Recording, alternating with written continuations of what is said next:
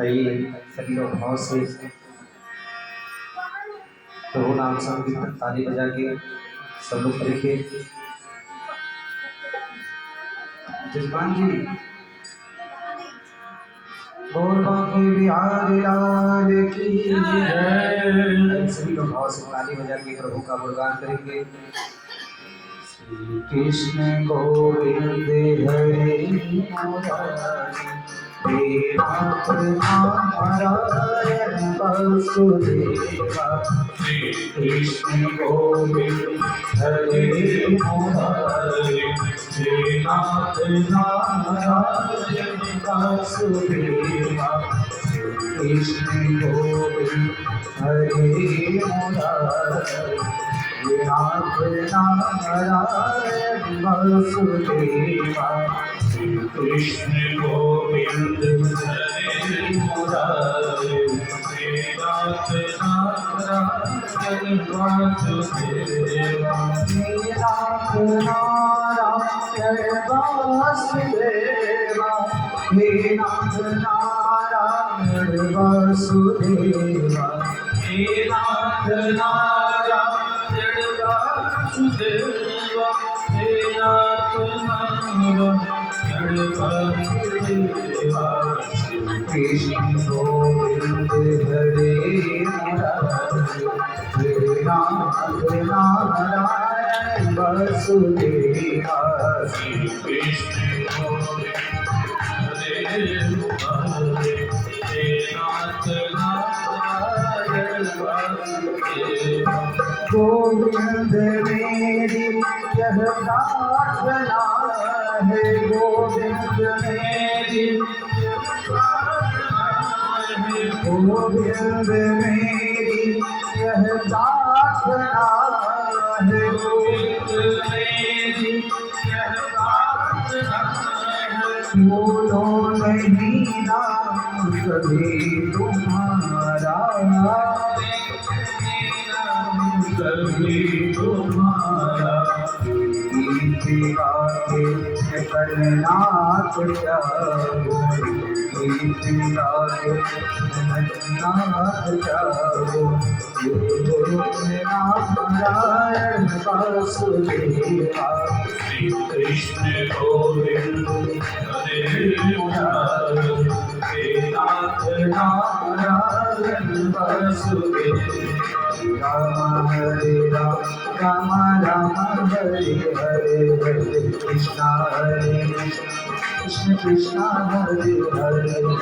राम हरे राम राम राम हरे हरे, हरे कृष्णा हरे कृष्ण कृष्ण हरे हरे। कृष्णा राधे कृष्णा कृष्णा कृष्णा राधे राधे, राधे कृष्णा राधे कृष्णा कृष्ण कृष्ण राधे राधे, राधे कृष्णा राधे कृष्णा कृष्णा कृष्णा राधे राधे, राधे कृष्णा राधे कृष्ण कृष्ण कृष्णा कृष्ण राधे राधे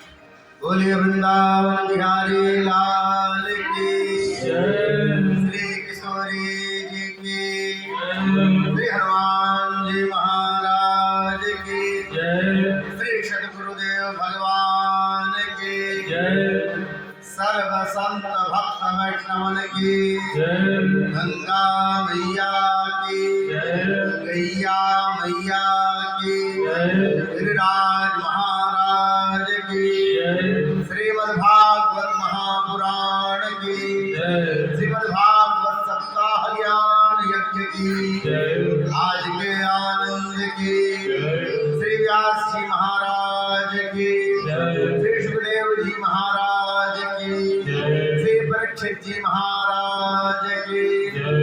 नमः पार्वती पतये हर हर महादेव।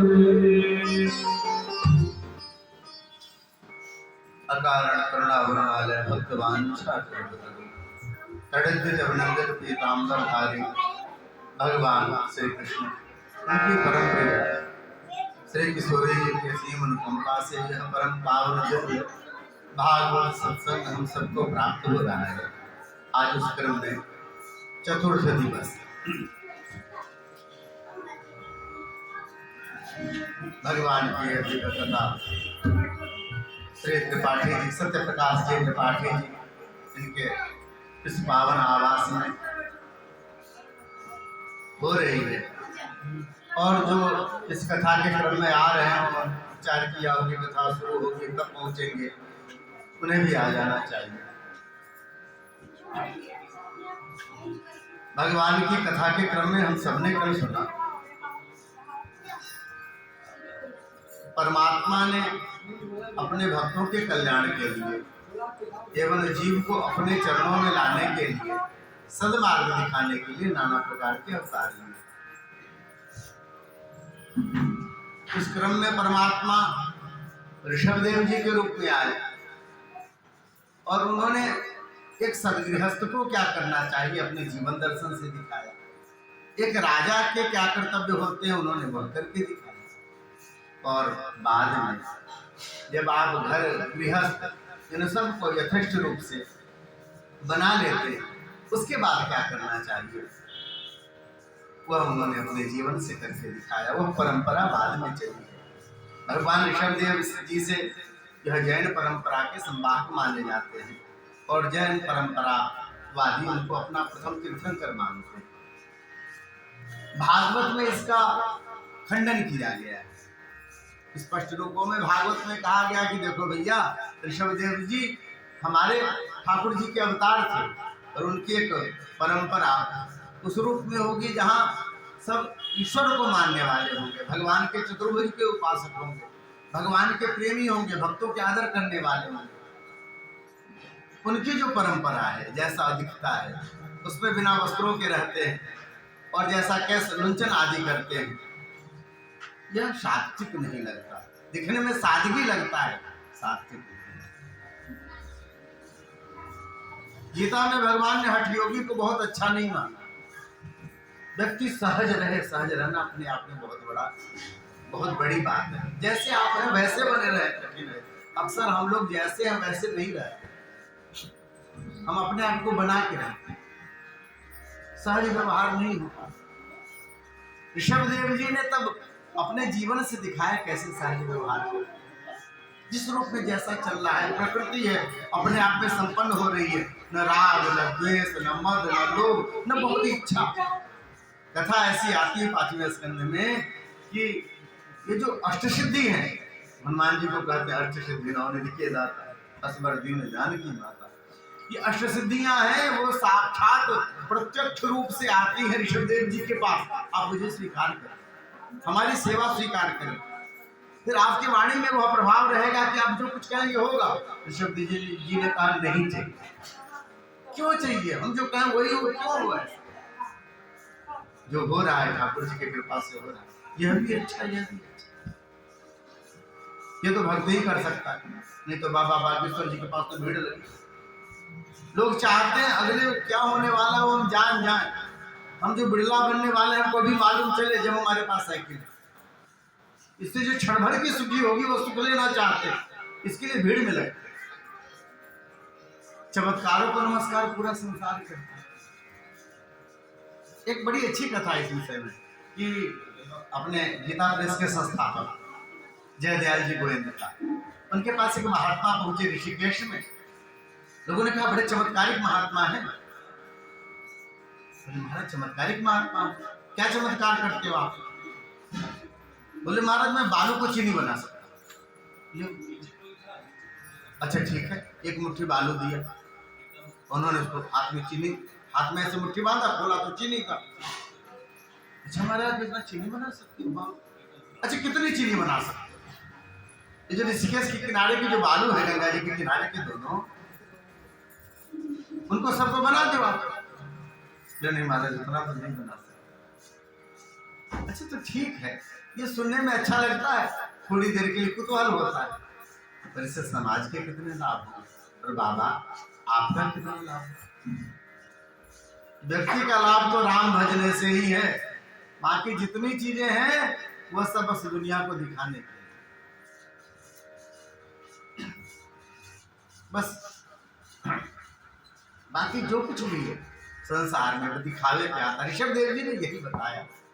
अपने बच्चों को उपदेश जब करते हैं तो बच्चों को उपदेश करते समय ऋषभ देव जी कहते हैं कि देखो बेटा, यह शरीर हमें क्यों प्राप्त हुआ है?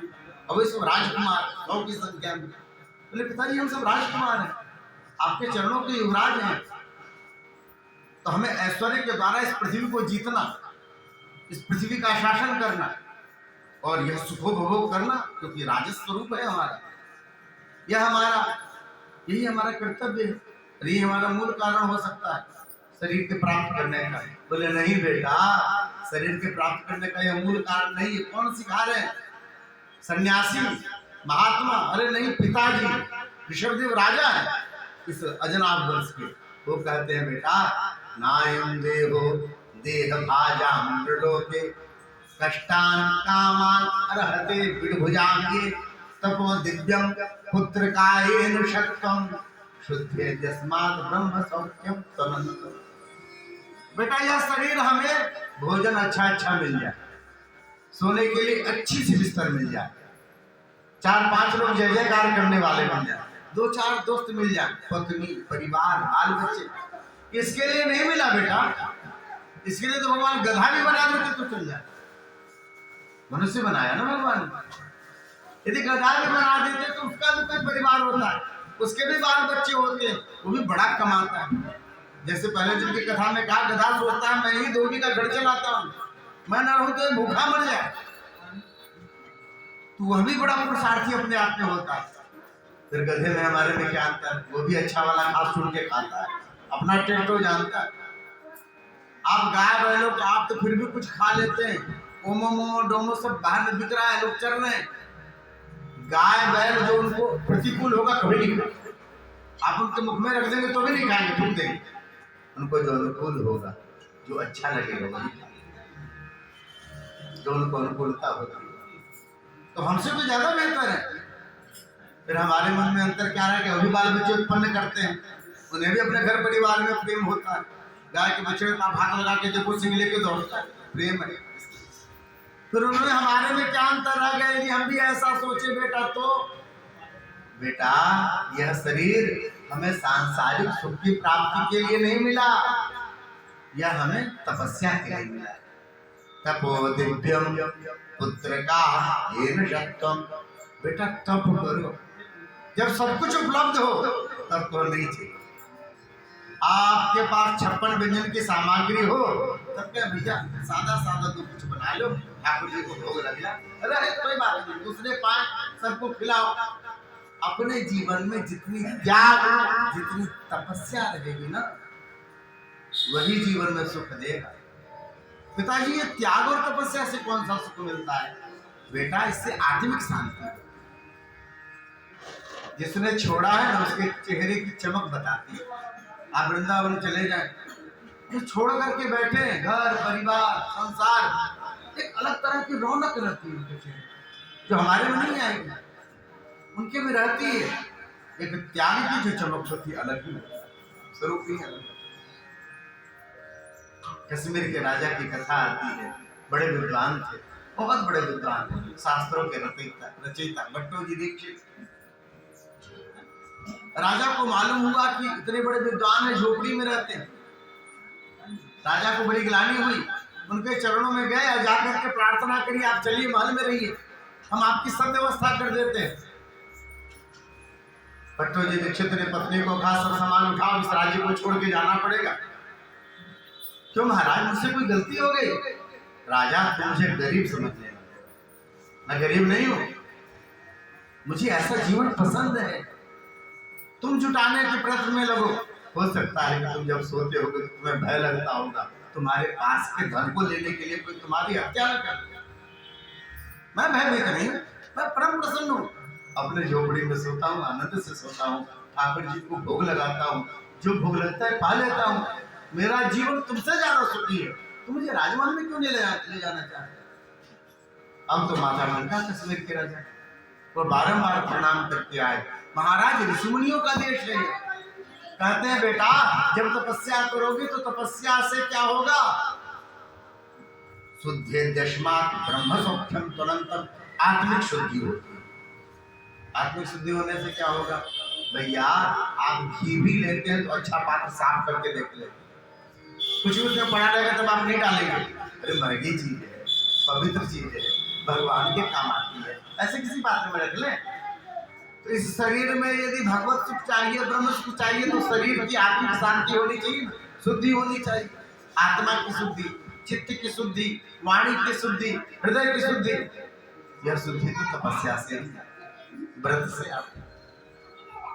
पापा कुशा एकादशी अंकुश लगाती है पाप, ऐसा स्वरूप, दिव्य स्वरूप इस व्रत का। यही कहा, ये सब क्यों करते हैं? अब तो वैज्ञानिकों ने सिद्ध किया है कि महाराज भारत में अद्भुत परंपरा है, उनके यहाँ है नहीं, अपने अद्भुत परंपरा है। जिस दिन सबसे ज्यादा उत्सव होता है उस दिन अपने आप को कंट्रोल करते हैं। जन्माष्टमी का उत्सव धूमधाम, लोग व्रत करते हैं। रामनवमी का उत्सव खूब धूमधाम है, हल्ला है, सब लोग व्रत कर रहे हैं। जिस समय आपको लगता है कि सबसे ज्यादा खान पान व्यवस्था बधाई हो रही, उस समय अपने आप को शांत रखने के लिए व्रत करते हैं, जिससे जिनकी बधाई चली उसमें मन। उन लोगों ने कहा कि अभी लोग जो प्रयोग कर रहे हैं तब कह रहे हैं व्रतों के प्रभाव से जो बड़े बड़े रोग हैं जिनके अब तक दवा नहीं बने, जैसे कैंसर आदि, उसके प्रभाव भी कम होने लगे। आपका शरीर जब भूखा रहता है और आपने कुछ अन्य सामग्री उसको दिया नहीं पचाने के लिए, तो धीरे धीरे शरीर के जो ऐसे कठिन रोग आते हैं जिसके कारण समस्या उत्पन्न हो सकती है, उसको पचाने लग जाता है, फिर वो धीरे धीरे कम होने लगता है। मानसिक शुद्धि होती, रक्त की शुद्धि होती, हृदय की शुद्धि होती। इसलिए यह व्रत, नियम, पूजन, इसके पीछे बड़े वैज्ञानिक कारण हैं। ऋषि मुनियों ने ऐसे ही सजेस्ट नहीं किया, ऐसे ही हम करोड़ों साल से नहीं करते आ रहे हैं। केवल पोगापंथी नहीं है, क्योंकि ऐसी जो चीजें होती हैं जो देखे और दिखावे में होती हैं, उसका कुछ समय आयु होता है, फिर ज्यादा नहीं चलता। ऐसा नहीं कि बाबा सब जो हो गए नए नए 50 साल में, साईं बाबा की बड़ी पूजा हो रही, संत थे, अच्छे थे, मैं भी प्रणाम करता हूँ, पर जिस रूप में लोगों ने लगाना शुरू किया, भगवान के मंदिर में उन्हीं को लगा के, राम जी के रूप में उन्हीं को लगा के, ये गलत करना, ऐसे नहीं करना। साईं बाबा अपने आप में महत्वपूर्ण है, क्यों राम जी को बनाना, क्यों उनको विष्णु भगवान बना के रखते, अब बाबा ही बना के रखते जो पूजा करेंगे। पर अपने यहाँ लोग इतना ज्यादा आत्मसात करते हैं तो उनको लगता है कि इन्हें घुस सकते हैं। महाराज, यह हिंदू धर्म, सनातन धर्म, इसका जो स्वरूप है यह इतना तपश्चर्या पूर्ण है ना कि आप नाटक कर सकते हो, निभा नहीं, इतना तपश्चर्या पूर्ण है। इसमें रिश्ते, नाते, प्रेम, व्यवहार, यह जो स्वरूप है, इनका आदर किया जा सकता है, पर इनके जैसे बनने में व्यक्ति को तपस्या करना पड़ेगा, बहुत त्याग करना पड़ेगा। यह ऐसी धरती है यहाँ पर जिसने राज्य को छोड़ दिया उसकी पूजा की जाती है। भगवान ने मथुरा छोड़ी थी ब्राह्मणों के कारण, राम जी ने अयोध्या छोड़ दिया था पिताजी के वाणी को सिद्ध करने के लिए, जो 14 वर्षों का वनवास मांगता। ऐसे त्यागपूर्ण लोगों का देश है जिनको हम पूजते हैं। बुद्ध भगवान ने अपना विशाल राज्य सब छोड़ करके वन में आ गए, पूजनीय हो गए। हमारा ऐसा स्वरूप है। तपोदिव्यम पुत्रकायेन शक्तम शुद्धे दस्मान् ब्रह्म सख्यम त्वनन्तम्। कथा के क्रम में हमने जाना कि 28 प्रकार के नरक होते हैं, तामिश्र, अंधतामिश्र, रौरव, महारौरव, कुंभिपाक। महाराज, सामान्यतः छोटे मोटे झमेले होते, माता पिता से बड़े बड़े क्या हो गए तो आदर नहीं करने लगे, कहने लगे पिताजी आप शांत बैठ, ठाकुर आप समझते नहीं हो, दिन दुनिया बदल गई है, ऐसा लोग करने लगते हैं। स्पष्ट रूप से लिखा हुआ है महाराज, माता पिता को यदि आप टेढ़ी निगाह से देख भी लिए, आपने थोड़ा कड़ा बोल भी दिया, उसके लिए नरक का विधान। स्पष्ट रूप से। फिर आप चाहे जितने करो, उसका प्रायश्चित जल्दी नहीं। ऐसे कठिन कठिन करो। जीवन में थोड़े से अपने मन की बात न होने पर व्यक्ति को क्रोध आ जाता है, अक्सर आ जाता है, और लोग उसमें कई प्रकार की गलतियां कर लेते हैं। नहीं करनी चाहिए। ब्रह्मध्वज जो ब्राह्मण से उपदेश करता हो, उसके कहते दर्शन से व्यक्ति को पाप लगता है और उन पापों के प्रायश्चित करने पड़ते हैं। ब्रह्मध्वज का भागवत में तो विधान बताया कि ऐसा कोई व्यक्ति हो जो ब्राह्मण से द्वेष करता है और ब्राह्मणों की निंदा करता हो, वैसे व्यक्ति के 7 दिनों तक दर्शन नहीं करने चाहिए, नहीं तो व्रत टूटते। बोलिए भक्तवत्सल भगवान की।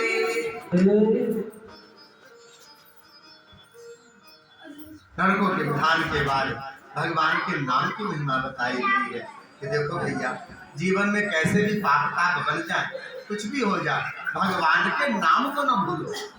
और भगवान का नाम आपको पापों से भी बचाएगा, पाप से भी बचाएगा, पापों से भी बचाएगा, पाप करने की प्रवृत्ति से भी रक्षा करेगा। भगवान नाम की अमित महिमा। अजामिल का हुआ दिव्य चरित्र हम सबने श्रवण किया। अजामिलोपगात धाम किम पुनः श्रद्धया ग्रहण। कहते हैं अपने पुत्र के रूप में नारायण नाम को पुकारा था उसने, और तब उसके लिए भगवान के पास से दौड़ करके आए। जो भगवान के स्वरूप को ध्यान करता हुआ नारायण नाम जपेगा, उसे भगवान अपने चरणों में न लेंगे, अपने हृदय से नहीं लगाएंगे। बड़ी पुरानी और बहुत प्रसिद्ध कथा है। महाराज एक बाबा गए एक गांव में प्रवचन करने के लिए। गांव के सब लोग आते थे। एक व्यक्ति ने आकर के सूचना दी कि महाराज ये जो अमुक व्यक्ति है वो बड़ा नास्तिक है। सब आते हैं पूरे गांव वाले, वो नहीं आता आपकी कथा। बाबा जी ने कहा कोई बात नहीं, पर बाबा आप यदि गांव में आ गए हो, उस व्यक्ति का भी तो उद्धार होना चाहिए ना। हाँ वो तो होना चाहिए, बड़ा बलवान आदमी है। पर बाबा जी भी थोड़े तगड़े थे। उन्होंने कहा चलो। बोले तुम कथा में क्यों नहीं आते? तो हमारा नहीं बने, तुम नहीं आते। भैया आया करो, किसी बहाने से मुझसे राम का नाम निकलेगा। बोले हमें नहीं निकालना, हमें कोई मतलब नहीं राम से। अब बाबा भी ऐसे खड़े, बाबा ने झट से उसको पकड़ा, पकड़ के फटक दिया। पकड़ के महाराज उसका गला पकड़। पागल बाबा, ऐसे में कोई करता है? तो घबरा गया। बोले अभी अभी नाम लो, नहीं तो तुम्हारा गला दबाते हैं। अब उसकी सांसें जब अटकने लग गई, घबराया, ये कौन पागल आ गया है। उसने जल्दी से सीताराम बोला। बाबा ने छोड़ दिया उसको। जाओ, मैं इस गांव में इस कार्य के लिए आया था जो प्रत्येक जल से भगवान नाम का कीर्तन करा सकूं, मेरा काम हुआ। चलो, उसने गला संभाले। एकदम पागल आदमी है, ऐसा भी कोई करता है? बताओ, नहीं ले रहे थे। बाबा आए गए, समय उसका पूरा हुआ, आयु समाप्त हुई, जब मृत्यु हुई है तो महाराज धर्मराज के दूत उनको लेकर के गए। चित्रगुप्त ने फाइल खोली और फाइल खोल करके देखा है। कहा महाराज इसने जीवन में कभी कोई पुण्य नहीं किया, कभी भगवान के धाम का दर्शन नहीं किया, कभी किसी संत की सेवा नहीं की, ब्राह्मणों की सेवा नहीं की, महाराज कभी जीवन में चरणामृत नहीं किया। बस एक केवल खटका है, नहीं तो ये साक्षात नरक में जाने की योग्य था। पूरे के पूरे फाइल खाली है, कोई भी पुण्य नहीं। एक खटका है। एक बार एक बाबा ने इसके मुख से सीताराम जबरदस्ती निकला, जिह्वा ने एक बार सीताराम नाम का उच्चारण किया है। अब क्या करें?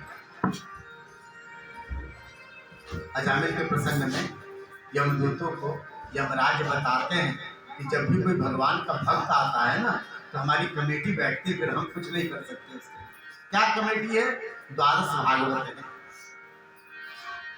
और वह कमेटी बैठ करके डिसाइड करती है जो ये जो भक्त है इसके लिए फिर क्या जरूरत है। बोले क्या करें, एक बार का नाम लिया। तो बोले एक काम करते हैं, इसको चलते हैं ब्रह्मा जी के पास। ब्रह्मा जी के पास जाकर के पूछते हैं, बाबा दुनिया को तो आप बनाने वाले हो, इसने एक बार अपने मुख से भगवान का नाम लिया, इसके लिए क्या करना चाहिए? बोले चले। उस जीव को लेकर के गए ब्रह्मलोक। उस नाम के प्रभाव से ब्रह्मलोक पहुंचा और ब्रह्मलोक में ब्रह्मा जी से पूछा। ब्रह्मा जी ने कहा भैया भगवान के नाम का तो मैं भी बड़ा रसिक हूँ, बड़ा प्रेमी हूँ। भगवान के चरणों से निकली हुई गंगा जी को नित्य मैं पान करता हूँ, कमंडल में रखता हूँ। और उस एक नाम का प्रभाव कितना है वो हमें मीटर कुछ लक्षण से नहीं बता सकते। इसके लिए तो आप चलो भगवान शिव के पास चलते हैं तो निरंतर राम राम राम जपते रहते हैं, प्रत्येक श्वास में उनके भगवान नाम इतने प्रेमी। बोले चले, अब वहां से लेकर के उसको शिवलोक, भगवान शिव के पास पहुंचे। उस जीव का देखो भाग्य, वह ब्रह्मलोक गया था, शिवलोक पहुंचे, भगवान शिव के चरणों में गए, सबने प्रणाम किया है। बोले बाबा ने भी सबके नमस्कार को स्वीकार किया। क्या बात है? बोले बाबा आप जिस नाम के प्रेमी हो ना, इस जीव ने उस नाम को एक बार अपने जिह्वा से उच्चारण किया है। अरे मेरे गले लग जा भैया, तुमने हमारे ठाकुर जी का नाम लिया। बोले सुनो तो आप, एक बार नाम लिया। अरे भैया नाम निकला ना बार क्या होगा। फिर भी हम ये विचार कर रहे थे, चित्रगुप्त ने फाइल खोली थी, इसके लिए इनको क्या दिया है, इन कर्मों का क्या फल होगा जो एक बार भगवान नाम इसने लिया। बोले बाबा ने कहा भैया प्रेमी तो मैं भी हूं, पर फल देने वाला थोड़ी ही हूं, मैं तो ऑर्डरदानी हूं, जो कोई जो कुछ मांग ले दे देता हूं, मांग ले मैं दे देता हूं, पर इसके लिए क्या देना चाहिए ये मीटर मेरे पास नहीं है। फिर क्या करें? भैया एक काम करो, जिनका नाम है उन्हीं के पास चलते हैं। और फिर वहां से सब चले हैं। ये भी जो व्यक्ति था, संत बड़ा सुंदर कहते हैं, कहा कि देखो आप लोग को घूमने की आदत है, आप सब देवता हो, मैं तो मनुष्य हूं, इतना दूर चल के मैं थक गया हूं, मैं नहीं चल सकता, अब मुझसे चला नहीं जा रहा है। और उसके बाद क्या हुआ, लोगों ने कहा ले तो जाना पड़ेगा। पालकी मंगाई गई, एक तरफ ब्रह्मा जी ने उठाया, एक तरफ हमारे जो है यमराज जी ने उठाया, भगवान भोलेनाथ लगे, पालकी में बैठ कर के यह जीव चला है, पहुंचा परमात्मा के पास वैकुंठ धाम में। वैकुंठ धाम में पहुंचा है, शेष साई भगवान देखे हैं, शिव जी आए हैं, ब्रह्मा जी आए हैं, धर्मराज स्वयं आए हैं। भगवान प्रसन्न हुए, मुस्कुराए, खड़े हुए हैं। भोले बाबा ने हाथ जोड़ करके कहा प्रभु नाम तो आपका बहुत जपता हूं, कभी कोई कामना नहीं की, उसके लाभ के विषय में नहीं सोचा। ये धर्मराज एक नाम के प्रभाव के विषय में पूछ रहे हैं, इसने एक बार आपका नाम लिया है, इसे क्या मिलना चाहिए? भगवान ने अपने चारों भुजाएं फैलाई, उस व्यक्ति को अपने गले से लगाया। बोले तुम इस एक भगवान नाम का यह फल है कि व्यक्ति मेरे हृदय में भगवान नाम, इसीलिए श्रद्धा से भी ग्रहण किया जाए। सुखदेव जी कहते हैं कि पुनः श्रद्धया ग्रहण, अजामिल ने भयभीत होकर के पुत्र को पुकारा था, तब उसके लिए भगवान के पार्षद आए। और यदि प्रेम से यदि पुकारेंगे तो फिर भगवान तो उसको कितना मानेंगे, पूछिए मत। बोले भक्तवत्सल भगवान की नहीं भजन धीरे धीरे जो करते रहोगे, भजन धीरे धीरे तो मिल जाएगा, सजन धीरे धीरे करते रहोगे, भजन धीरे धीरे तो मिल जाएगा, सजन धीरे धीरे करते रहोगे, भजन धीरे धीरे तो मिल जाएगा, सजन धीरे धीरे।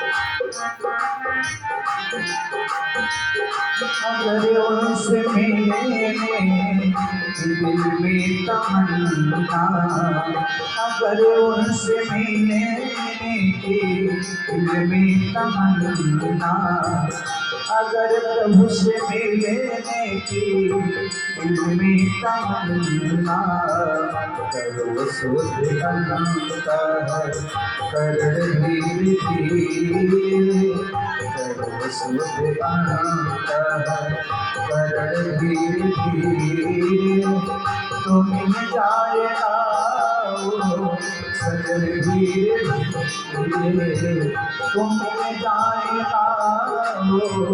सजन धीरे धीरे जो करते रहोगे भजन धीरे धीरे तुम मिल जाए सजन धीरे धीरे।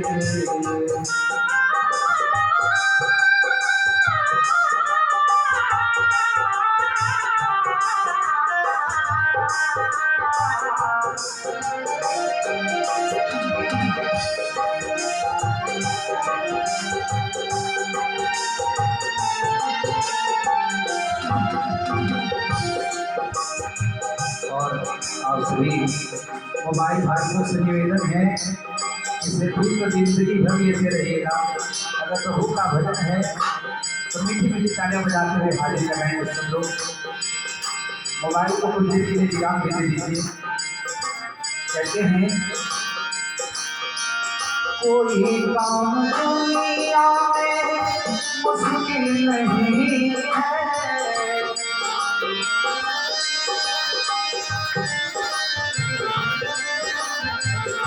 कोई काम दुनिया में मुश्किल नहीं है, मुश्किल नहीं है। करते रहोगे जब तक धीरे धीरे करते रहोगे जब तक धीरे धीरे सुन जाएगा सजन धीरे धीरे तुम मिल जाएगा सजन धीरे धीरे करते रहोगे भजन धीरे धीरे तुम मिल जाएगा सजन धीरे धीरे करते रहोगे।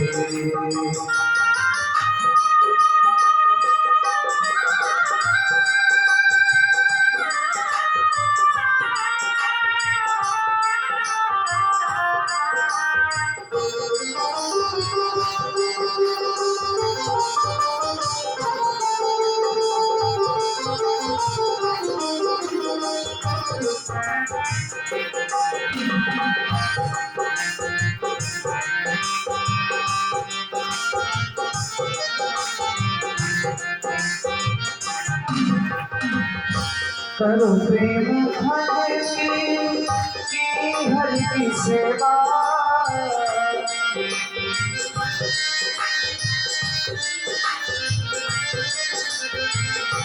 करो प्रेम भक्ति से हरि की सेवा, हरि की सेवा तुम जाएगा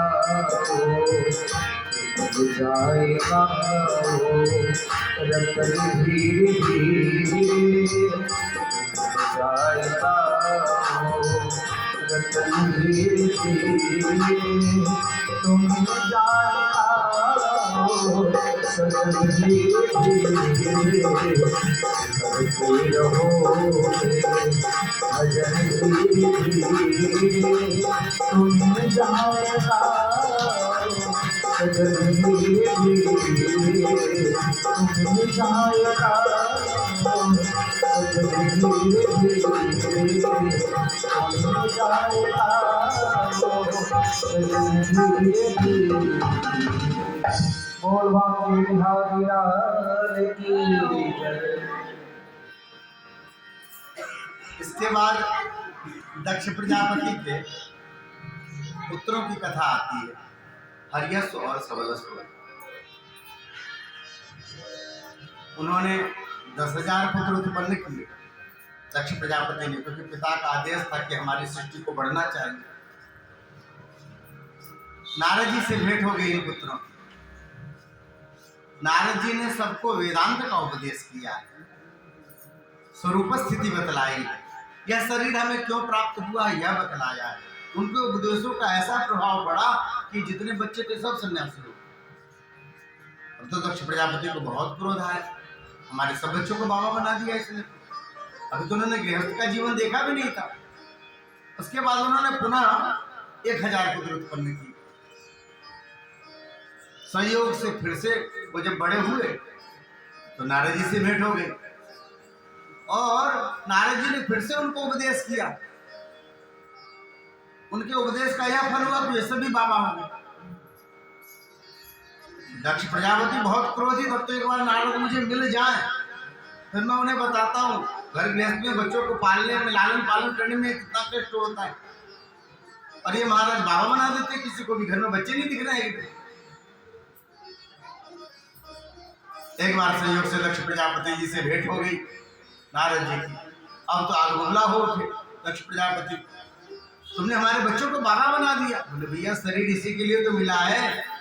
अरे भैया तो चतुर्थ स्थिति में लोग संन्यास धारण करते हैं ना, ब्रह्मचर्य के बाद गृहस्थ, गृहस्थ के बाद वानप्रस्थ, वानप्रस्थ के बाद संन्यास।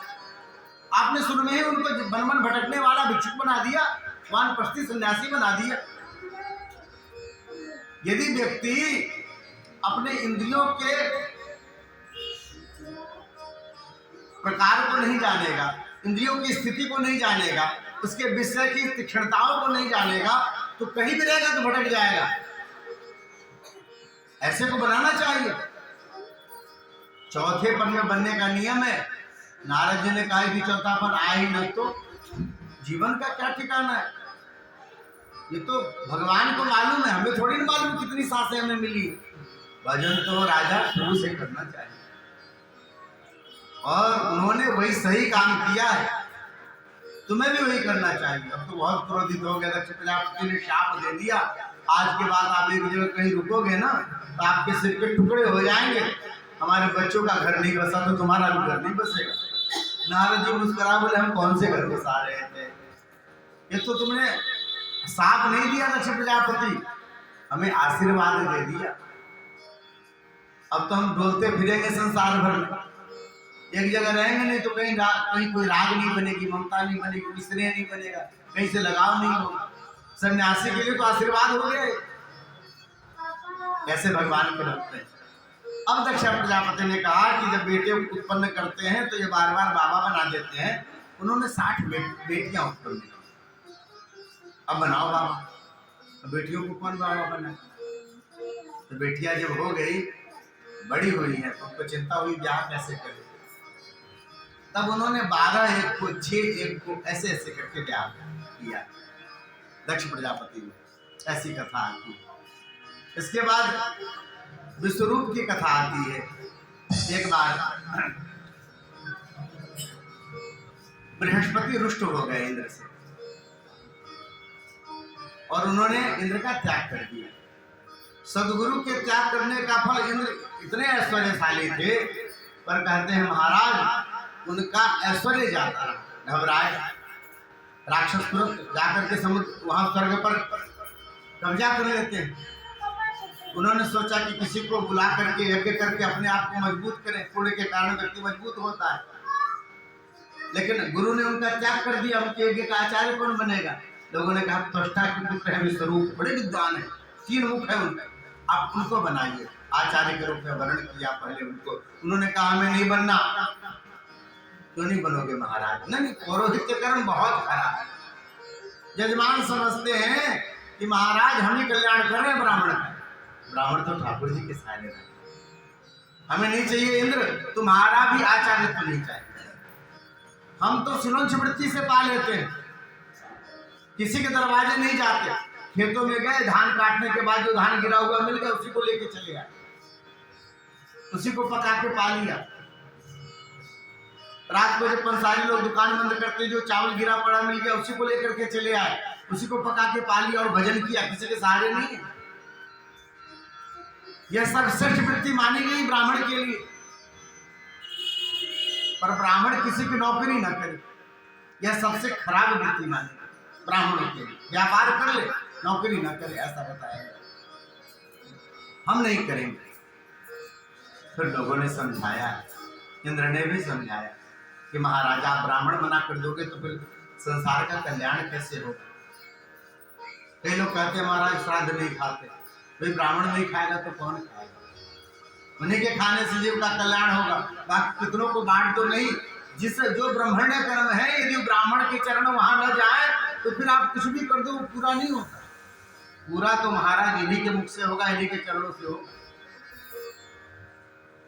इंद्र ने मनाया है, बार बार प्रार्थना करी है कि हम लोग कमजोर हो गए हैं महाराज, देवताओं की प्रतिष्ठा यज्ञ में है, यज्ञ कराइए। मान गए विष्णु और उन्होंने फिर उसके लिए यज्ञ का विधान किया। आचार्य की गादी स्वीकार की, हवन शुरू हुआ है, होम कर रहे थे। महाराज त्वष्टा की जो पत्नी है जिससे विश्वरूप प्रकट हुए हैं, वह राक्षसों के परिवार से, तो इनके अपने नाना के प्रति बड़ा प्रेम था। तो बोले यज्ञ का समय आया है, मैं कहाँ से चले जाऊँ, खोज के लाऊंगा, घी लाऊंगा और तब यज्ञ करूंगा। मैं तो ब्राह्मण हूँ, भजन करता हूँ, ये अवसर मिला है। तो क्या करते थे, इंद्र के नाम की आहुति देते थे और एक आहुति अपने नाना के नाम की देते। इंद्र मजबूत तो हो रहे थे पर देखा जाए तो और मजबूत हो गए। इंद्र को लगा ये कैसे हो रहा है, यज्ञ मेरा, व्यवस्था मेरा, खर्चा मेरा, लाभ दूसरे को। तब इंद्र ने अपने कान खड़े किए। जो सर्वश्रेष्ठ होता वह तो इंद्र की गादी पर बैठता, विद्वान, यज्ञ का प्रमुख देवता। और उसने सुनना शुरू किया, पकड़ लिया। विश्वरूप जो है हमारी आहुति तो देते हैं, उसमें एक आहुति अपने नाना की। नाना उनके राक्षस थे, क्रोधित हो गए, तुरंत उन्होंने तलवार निकाली, उनका सिर काट। आचार्य जो गादी पर बैठा हुआ है और जो होम कर रहा है, उसी समय सिर काट देना। अब तो हाहाकार मच गई, ब्रह्म हत्या लग गई इंद्र को। इंद्र भागे, अब कौन बचाए इंद्र को? उन्होंने कहा जो संसार में दयावान व्यक्ति है, मैं देवताओं का प्रमुख देव हूं इंद्र, मेरी रक्षा के लिए चार दयावान व्यक्ति यदि इसकी ब्रह्म हत्या को स्वीकार कर ले तो मैं ब्रह्म हत्या से बच जाऊंगा। चार लोगों ने ब्रह्म हत्या स्वीकार की, चार भागों में ब्रह्म हत्या बटी है। संसार में दयावान होती है माता जी लोग, महिलाएं, उन्होंने ब्रह्म हत्या स्वीकार कर लिया, जिसके फलस्वरूप महीने में कुछ दिन वो अशुद्ध रहती है, सबका दर्शन नहीं कर सकती। वो उसका फल है जो उन्होंने स्वीकार किया था। वृक्षों ने स्वीकार कर लिया, बड़े दयावान होते हैं, कुछ पत्थर ही मारता उसे ही फल मिलता। उसने स्वीकार कर लिया, उस ब्रह्म हत्या के फलस्वरूप उनमें गोंद निकलता है। देखते हैं कहीं कैसे कट जाएगा, गोंद निकलेगा वृक्षों से, वह ब्रह्म हत्या का स्वरूप है। पृथ्वी क्षमावान मानी जाती है, आप उसकी पूजा करो, आप चाहो थूक दो, इसी पे आप स्नान कर लो, इसी पे आप मलमूत्र का त्याग कर दो, पृथ्वी क्षमा करती है। पृथ्वी ने स्वीकार किया। तो पृथ्वी में जो रेड़ की भूमि होती है, जो पहले मिट्टी निकालते थे, धोबी लोग उससे कपड़ा साफ करते थे, वह भूमि जो है वह ब्रह्म हत्या का फल है, उसमें कुछ भी नहीं पैदा होता। तीसरा दयावान मानी जाती है नदी। नदी कोई भेद नहीं करती, चांडाल नहा रहा है या ऋषि मुनि महात्मा नहा रहे, वह सबको पवित्र करती है। तो नदी ने ब्रह्म हत्या स्वीकार की, जिसके फलस्वरूप जब बाढ़ आदि आते हैं उस समय आप उसके ऊपर फेन देखते हो, फेन ब्रह्म हत्या का स्वरूप। चारों को वरदान दिया इंद्र,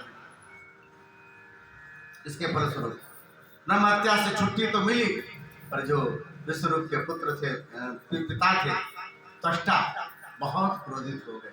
इतना विद्वान पुत्र उनका, 3 मुखों वाला, तीनों मुख जब भी काटा है सिर चिड़िया बनकर के उड़ गए। उन्होंने मुखों को नियुक्त किया हुआ था, भाई कौन मुख सात्विक है, कौन सोमरस पिएगा। उन्होंने तीनों को कहा था जो ये पवित्र मुख है, इससे वेद मंत्र पढ़ेंगे, इससे सोमरस पिएंगे। वो तीनों चिड़िया बन के, तितिर जो देखते हैं गौरैया, ये वही तीनों मुख बनकर के आए, छोटे छोटे। त्वष्टा नाराज हो गए, बहुत क्रोधित हो गए।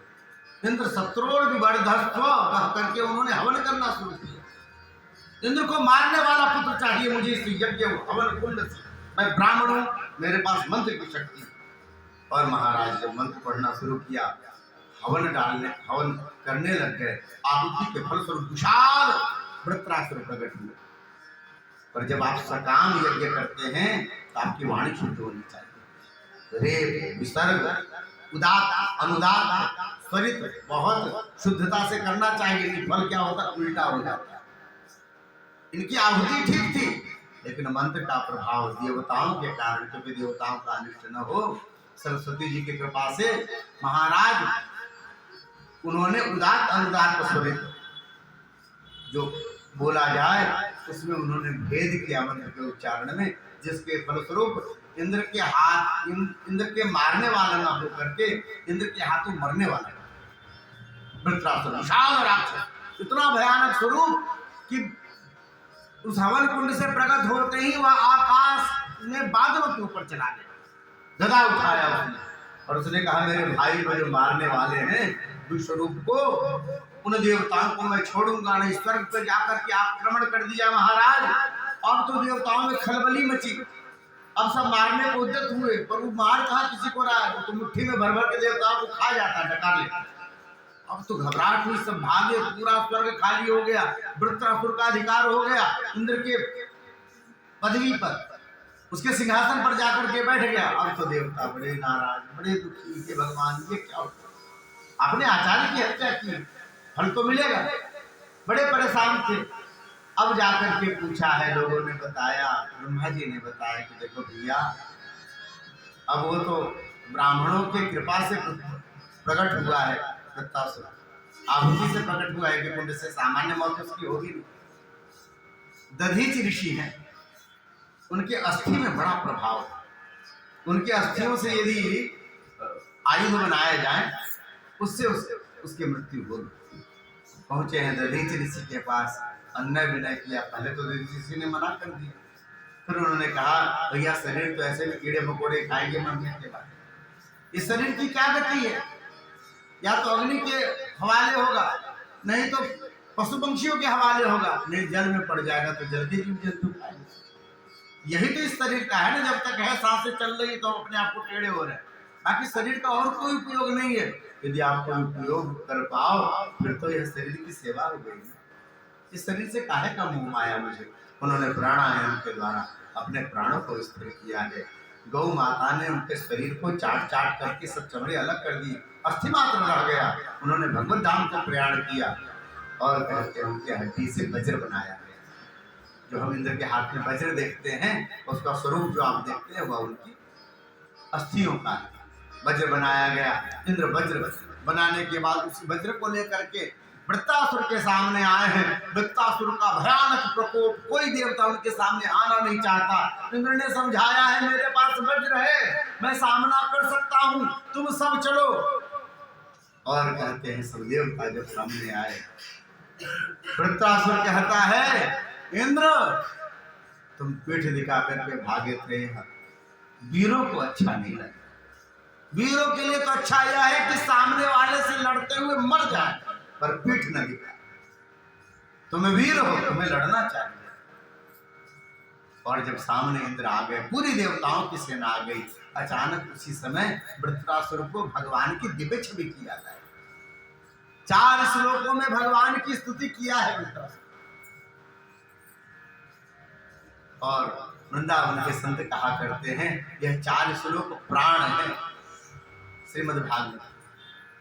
अजात पक्षा इव मातरम खगा स्तन्यम यथा वस्य तराक्षुधार्ता प्रिया प्रियेव भीषणं भूषणा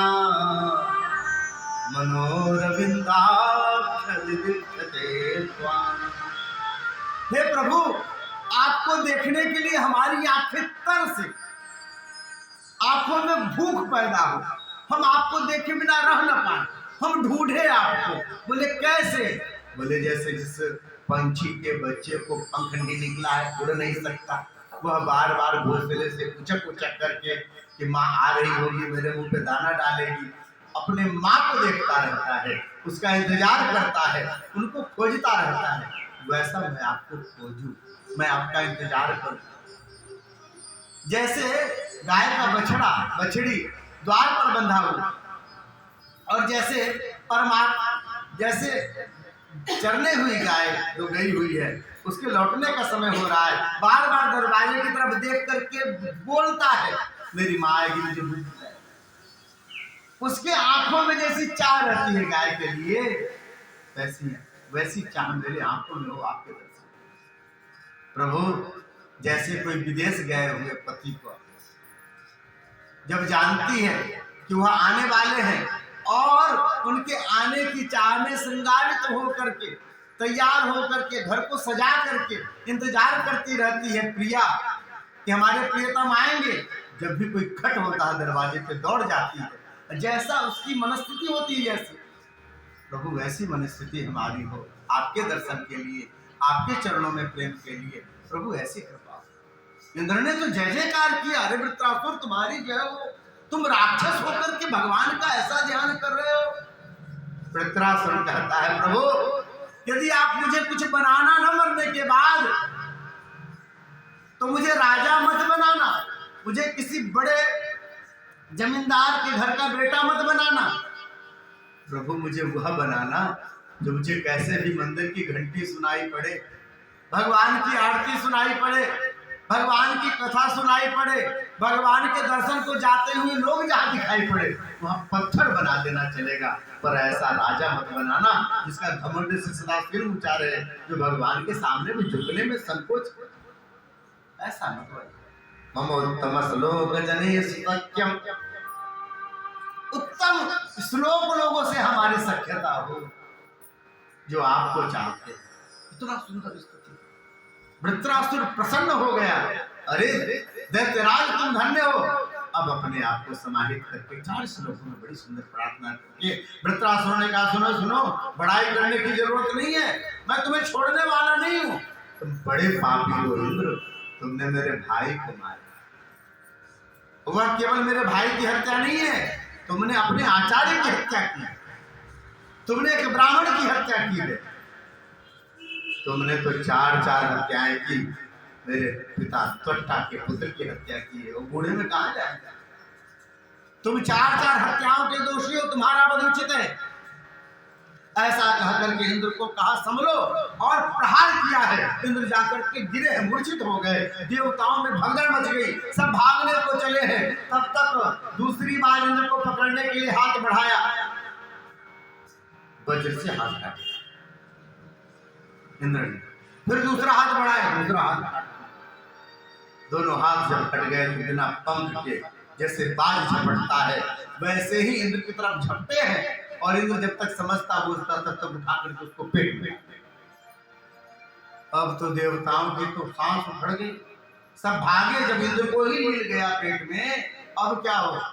पर महाराज कल की कथा में आपको जैसे कहे थे, आपका किया हुआ पुण्य कभी खाली नहीं, इसलिए स्तोत्र पाठ, भगवान नाम जप, दान पुण्य करते रहना चाहिए। विश्वरूप ने उनको नारायण कवच का उपदेश किया, और नारायण कवच का ऐसा प्रभाव अब समझ में आया, उसके पेट में 1 वर्ष तक रहे और उनकी मृत्यु नहीं हुई, नारायण कवच के द्वारा रक्षित हुए। उस नारायण कवच ने उनकी रक्षा की, उनकी सांस चलते रही, उस वज्र से वो पेट काटने लग गए, इतना विशाल था वृत्रासुर कि 1 वर्ष में पेट के बाहर आ, बाहर जब ही आए क्योंकि पेट फट गया था, वृत्रासुर की मृत्यु हुई। फिर से ब्रह्मत्या, अब ब्रह्मत्या लगी, अब कौन ले, जो 4 दया मानते हो तो ले चुके थे। अब इंद्र भागे पीछे पीछे, ब्रह्मत्या पीछा करे, भयानक दुर्गंध करती हुई, उसका स्वरूप देखे तो आदमी भयभीत हो जाए। वह पीछे पीछे भाग रही है और इंद्र उससे बचने के लिए भाग रहे हैं, जाकर के जल के अंदर कमल नाल में छुप गए। अब बिना इंद्र की दुनिया कैसे चलती, संसार कैसे चलता, यज्ञ कैसे होता। तो जितने दिन तक इंद्र नहीं थे उतने दिन तक नहुष, राजा नहुष को इंद्र बनाया गया। कथा आप जानते हैं, राजा नहुष को इंद्र बनाया गया,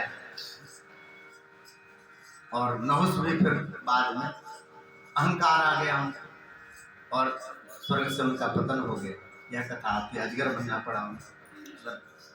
राजा नहुष वहां पर बने, बाद में ब्राह्मणों ने कहा फिर इंद्र का पद खाली हो गया, क्योंकि भैया सत्ता का मद पचता नहीं।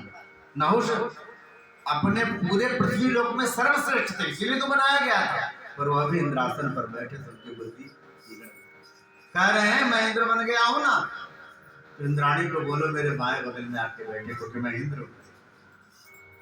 अब इंद्राणी के पास खबर पहुंचवाई, इंद्राणी ने कहा मेरे पातिपत्र धर्म का क्या होगा बताओ। कह रहे उन्हें तो पद दिया गया है ना, पर अब बोल रहे इंद्र तो उनकी इच्छा का पालन करना पड़ेगा क्योंकि देवाधिदेव है। तो उन्होंने युक्ति सोची, उन्होंने कहा कि आप ऋषि मुनियों की पालकी बना करके उस पर बैठ करके जब आओगे तो मैं आपको इंद्र के रूप में स्वीकार कर लूंगी, आपके बगल में आकर ना। उसने कहा इसमें कौन बड़ी बात है, मैं तो पद पे आ गया हूँ, मैं जो कहूंगा सब करेंगे क्योंकि मैं यज्ञ का प्रमुख देवता हूँ। उन्होंने ब्राह्मणों को, ऋषि मुनियों को कहा आप पालकी चलाइए, मैं उस पर बैठूंगा, मुझे इंद्राणी से मिलने जाना है। महात्मा ऋषि मुनि सब सरल होते हैं, अनायास क्रोध नहीं करते। उन्होंने पालकी में बैठा लिया, मेरे को स्वयं लेकर के चले हैं। लेकर के जब चले तो इंद्राणी से मिलने की इतनी उत्कंठा, बार बार करे सर्व सर्व, जल्दी चलो जल्दी चलो जल्दी चलो। एक तो बाबा जी लोग, पंडित जी लोग ऐसे भी खाते पीते कम, ज्यादातर व्रत ही करते हैं। उन लोग भंडारा वंडारा में कभी खिलाएं, अपने आप को समझते हैं पंडित जी ज्यादा खाते हैं। बहुत सारे ब्राह्मण आपको मिलेंगे, बहुत तपस्वी होते हैं, कभी कभी दिन भर कुछ नहीं खा पाते। सब जजमानों के यहाँ तो खा नहीं सकते, कभी कभी दिन भर नहीं खाते। शाम मुझे बहुत सारे ऐसे ब्राह्मण हैं जो दिन भर नहीं पाते, कभी जजमानों के यहाँ पूजन आदि करने हैं तो बहुत थोड़ा बहुत खाया, बोले शाम को रोटी मिलती है हमारा, साल में कभी कभी होता है दिन में।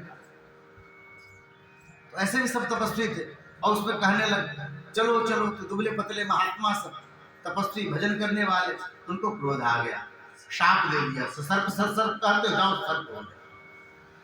नहुस का वहां से पतन हो गया, सर्प बन गए। भगवान की कृपा से उनका उद्धार हुआ।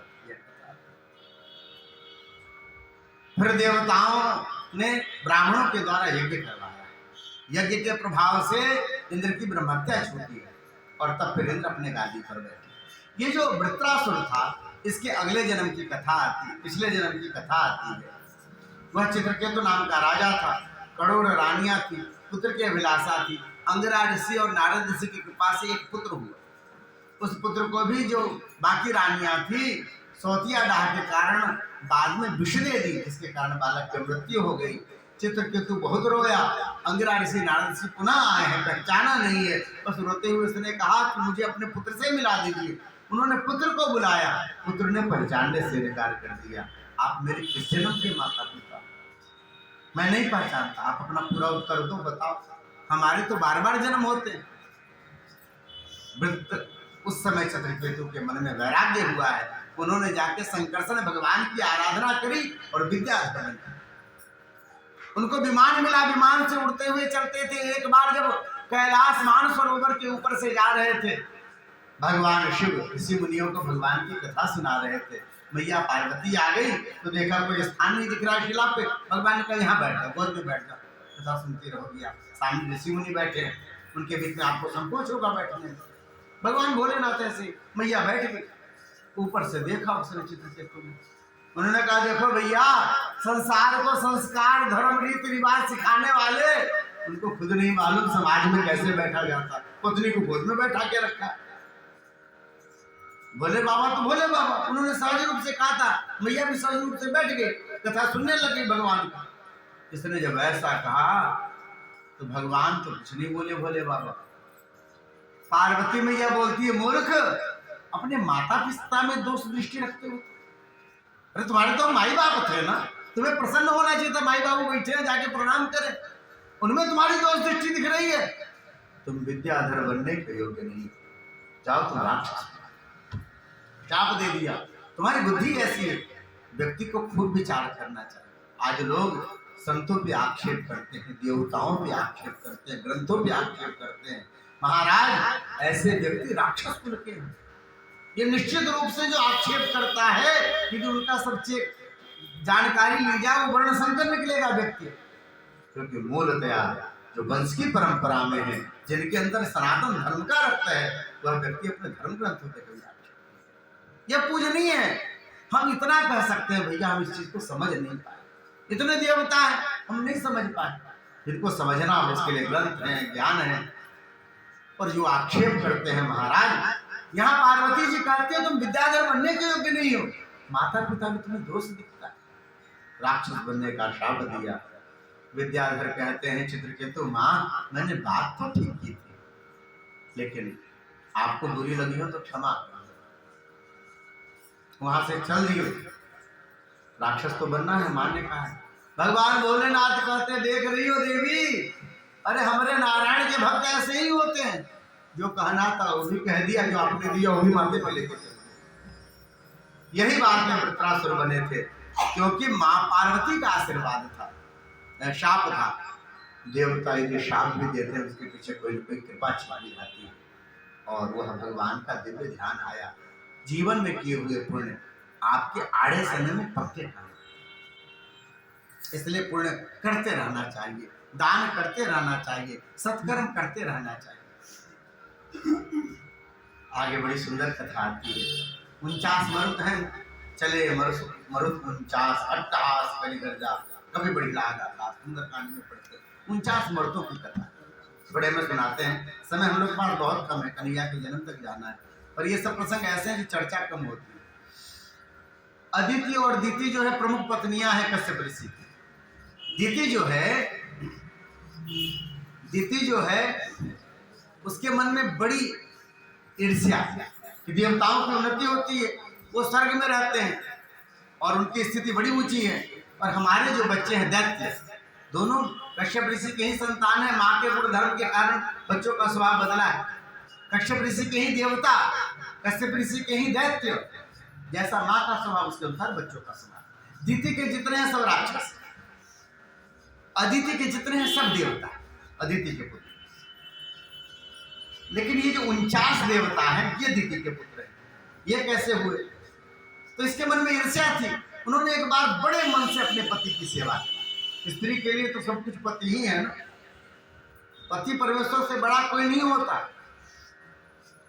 अपने धर्म में भी, अपने संस्कार में भी, नियमानुसार भी, जैसे बच्चों के लिए माता पिता से बड़ा कोई देवता नहीं। और लोगों का चलन बड़ा, लोग अपने हिसाब से पूजा पाठ करने लगते।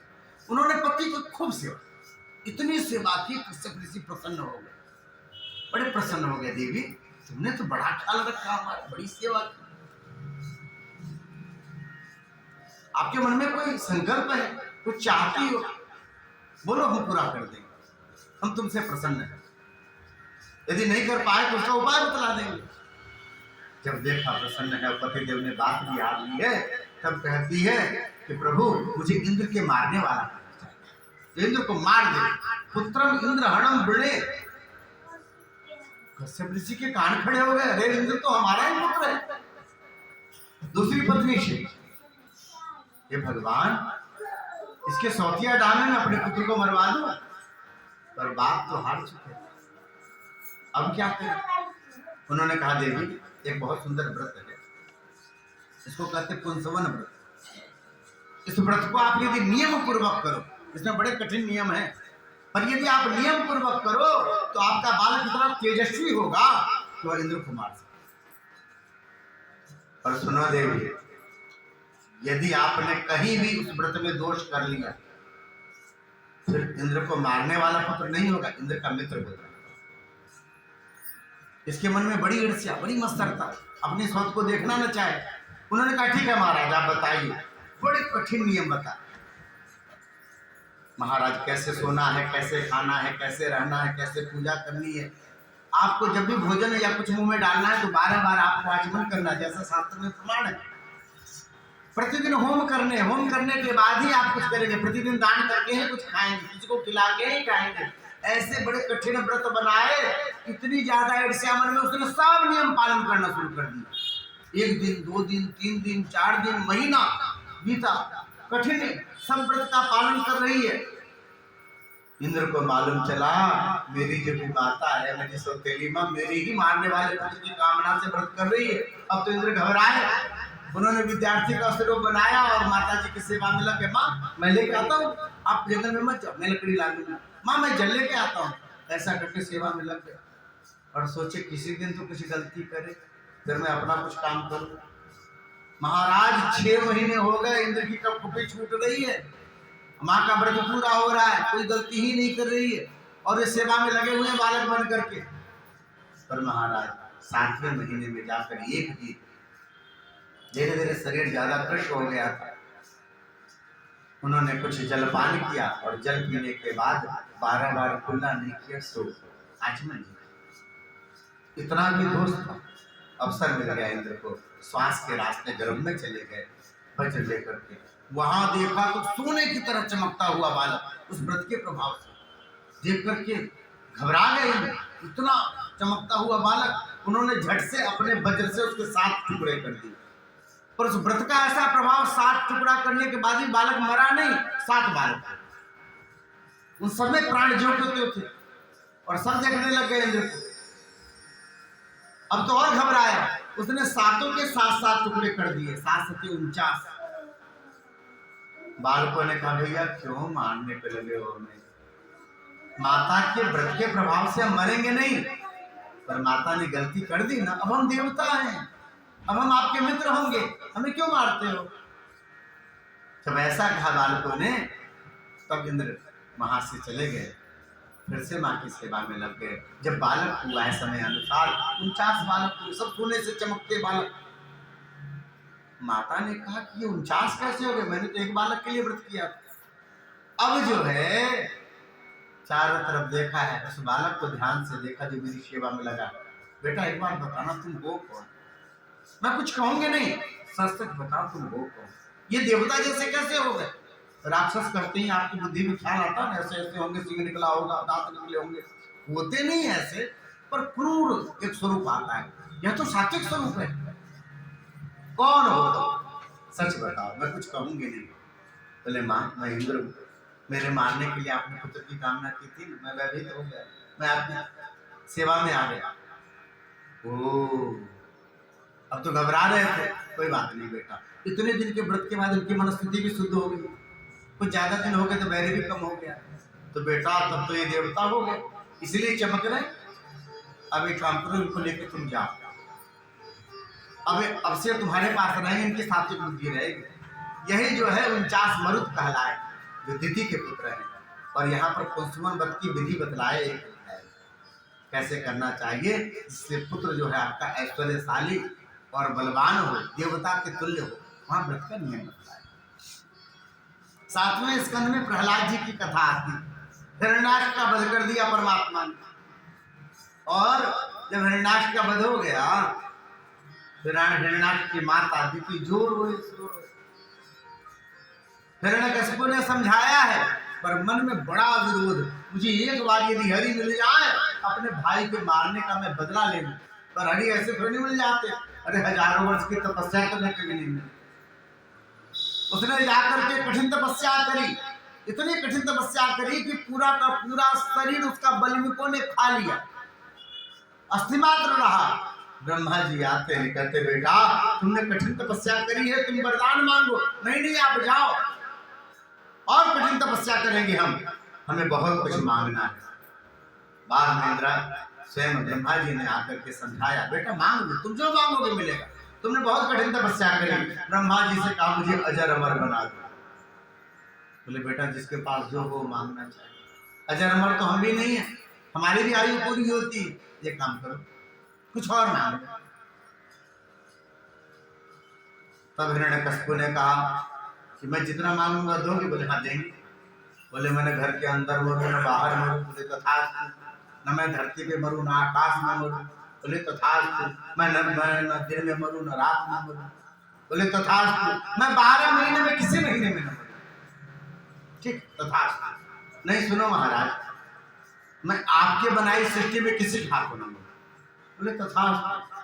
अरे सुनो महाराज, मैं किसी अस्त्र से न मरूं? बोले तथास्तु। अब मन ही मन विचार किया, मैंने घुमा फिरा के अमर होने का वरदान मांग लिया। लौट करके आए। इनके 4 पुत्र हैं। 4 पुत्रों में जो प्रहलाद हैं, महाराज उनको सब पसंद करते। बहुत सुंदर स्वभाव, बहुत मृदु स्वभाव, जो देवता वही गोद में ले लेता है। भगवान के परम भक्त हैं। कयाधु का यह पुत्र जब गर्भ में था, तो नारद ऋषि के आश्रम में कयाधु को रहने का मौका मिला। इंद्र हत्या करना चाहते थे कयाधु का, क्योंकि इसके गर्भ में जो बालक है, इसका पिता इतना दुख दे रहा है, यह जब जन्म लेगा तो कितना दुख देगा। नारद जी ने आकर के समझाया, अरे क्या कर रहे हो आप? देवता हो, पाप कर रहे हो, नारी के हाथ उठा रहे हो। इसके जो गर्भ में बालक है ना, महान बात होगा भगवान। तुम उनका नाम आदर से लोगे। इंद्र को लौटाया और कहा कि देवी जब तक तुम्हारे पति वापस नहीं आ जाते, तपस्या से आप यही रहो। और वहां पर साधु महात्मा के यहाँ क्या मिलेगा? सुबह शाम आरती, स्तुति, प्रार्थना, कथा, भजन कीर्तन ये सब मिलेगा। तो महाराज वहां पर गर्भ में रह करके प्रहलाद जी के संस्कार बने थे। एक बार हिरण्यकशिपु ने गोद में उठाया और पूछा है कि बेटा एक बात बताओ, तुम्हें सबसे अच्छा क्या लगता है? आप भी अपने बच्चों को गोद में उठा करके पूछते हैं ना कि आपका फेवरेट क्या है? तो यहाँ गोद में उठा करके पूछा आपको अच्छा क्या लगता है? यहाँ पर कह रहे हैं प्रहलाद जी के पिताजी, मुझे सबसे अच्छा यह लगता है कि इस महल को, इस सुख को, इस विषयों के सुख को छोड़ करके वन में चला जाए और वहां जाकर के श्रीमन नारायण नारायण हरि हरि का कीर्तन करे। अब तो घबरा गया हिरण्यकशिपु, जो मेरे शत्रु हैं, जिनको मैं खोज रहा हूं मारने के लिए, यह तो उन्हीं के भजन के विषय में बतला रहा है। घबराए, फिर सोचे किसी ने बच्चे को कुछ सिखा दिया है। संड और अमर जो शुक्राचार्य के पुत्र थे, उनके पास पढ़ने के लिए भेजा है आपसे, उनके पास पढ़ने के लिए भेजा। और वहां जब पहुंचे हैं पढ़ने के लिए, तो बालकों को जब अवसर मिलता है, जब शिक्षक न हो, तो प्रहलाद जी सबके बीच में आ जाते, कहते सुनो भैया, गुरुजी तो आज आए नहीं है, और उतनी देर जब गुरुजी नहीं आएंगे तो हम लोग बैठ करके बड़ा उधम मचाते हैं। एक काम करो, मुझे एक बहुत अच्छा कीर्तन आता है, उस कीर्तन को सब मिल करके गाते हैं, और यदि आपको आनंद आएगा तो फिर दोबारा गाएंगे। इसमें आपको खेलने का भी आनंद आएगा, कूदने का भी आनंद आएगा और मजा भी बड़ा आएगा। और ऐसा कह करके उन्होंने जो है सो कीर्तन कराना शुरू किया। श्रीमन नारायण नारायण नारायण, श्रीमन नारायण नारायण नारायण, श्रीमन नारायण नारायण नारायण, श्रीमन नारायण नारायण नारायण, श्रीमन नारायण नारायण नारायण, श्रीमन नारायण नारायण नारायण, श्रीमन नारायण नारायण नारायण, श्रीमन नारायण नारायण नारायण, श्रीमन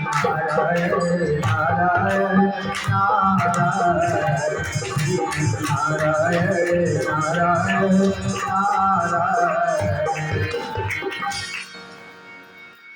भगवान का दिव्य कीर्तन कराया नारायण नाम का। जब कीर्तन सब बच्चों ने सुना है, साथ में गाए, बड़ा आनंद आया। सबने नाच नाच कर गाना शुरू किया। भाई बालक तो सरल हृदय होते, राक्षस क्यों चाहे देवता क्यों, बड़ा प्रेम होता है बालक भगवान में। ये तो धीरे धीरे जब हम बड़े होने लग जाते हैं ना, तो हमारे मन में काम क्रोध मद मत्सर सब आने लग जाता है, लोभ आने लगता है। बालक तो निश्चल हृदय होते हैं। सबने कीर्तन किया, बड़ा आनंद आया। अब तो बार बार कीर्तन होने लग जाए। खबर पहुंची हिरण्यकशिपु के पास।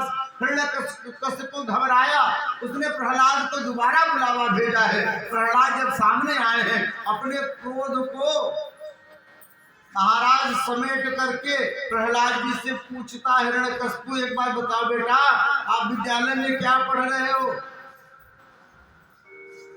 प्रहलाद जी ने कहा, पिताजी मैं बताऊं, मैं पढ़ता क्या हूं? क्या पढ़ते हो बेटा? पिताजी श्री हरि की 9 प्रकार की भक्ति होती है। श्रवणम कीर्तनम विष्णु, स्मरणम पाद सेवनम, अर्चनम वंदनम नाट्यम, सख्यमात्म निवेदन। ये जो 9 प्रकार की भक्ति है पिताजी, इसमें से किसी एक को भी आप प्राप्त कर लो, आपका जीवन धन्य हो जाएगा। श्री हरि बड़े प्रेमी है अपने भक्तों के। अरे महाराज, सुनना था जैसे किसी ने कानों में तेजाब डाल दिया हो। इतना क्रोधित हुआ, सैनिकों को कहा ये बीमारी है। इसने सबको जो है बीमार करना शुरू किया। सबसे भगवान नाम का कीर्तन करा रहा है। अरे सब हरि के प्रेमी हो जाएंगे, प्रजा में विप्लव हो जाएगा, लोग हमें नहीं मानेंगे। एक काम करो, इसका सिर अभी सिर काट के अलग कर दो। अभी मेरे सामने सिर काटो, तुम्हारे हाथ कांपेंगे पीछे से। अब तो सैनिक घबराए, पर राजा का आदेश, पुत्र भी राजा का। महाराज सैनिकों ने आकर के हाथ से बाण चलाया है गले पर, सिर कटाने रह गए। अब तो क्रोध की सीमा नहीं रही। ये तो जादू भी जानता है। दोबारा प्रयास किया, तिबारा प्रयास किया, सिर्फ अपनी जगह पे तलवार घूम जाती है, इसे तो जादू आती है। अब तो सोचा कैसे भी यह मर जाए। जितने प्रकार के प्रश्न होते हैं भी सब जानते हैं कथा को, महाराज सब किया। पहाड़ों से गिराया है, पानी में पत्थर बांध के डुबाया, खोलते हुए तेल में डाला है, होलिका गोद में लेकर के बैठी आग में जलाने की कोशिश की। प्रहलाद जी सब जगह से बच करके आए हैं। अब तो हिरण्यकशिपु बहुत क्रोधित है, पूछते हैं तुम्हारे प्राणों की रक्षा कौन करता है, वह कौन है जो तुम्हारे प्राणों की रक्षा कर रहा है। प्रहलाद जी ने मुस्कुराते हुए कहा, जो आपकी रक्षा करते हैं, जो चींटियों की रक्षा करते हैं, जो पतंगा की रक्षा करते हैं, वही परमात्मा जो सब जीवों की रक्षा करते हैं, मेरी भी रक्षा करते हैं। तो पूछते हैं क्वासः, वह कहाँ है? तो बोले सर्वत्र, सब जगह है, सब जगह है। तो मुझे क्यों नहीं दिखता? अरे पिताजी आप प्रेम से नहीं पुकारते हो इसलिए नहीं दिखता। हरि व्यापक सर्वत्र समाना,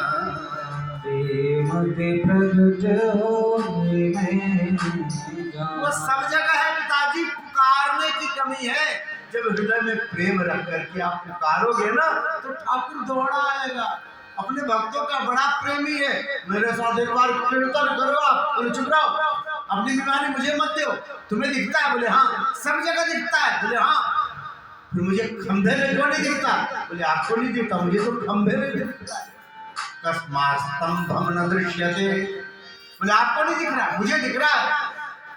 हिरण्यकशिपु को लगा बच्चे को किसी ने पढ़ा दिया है कि सब में भगवान, ये सामान्य नियम है, भगवान है तो सब में, पत्ता में, पुष्प में, पेड़ में, धरती में, आकाश में।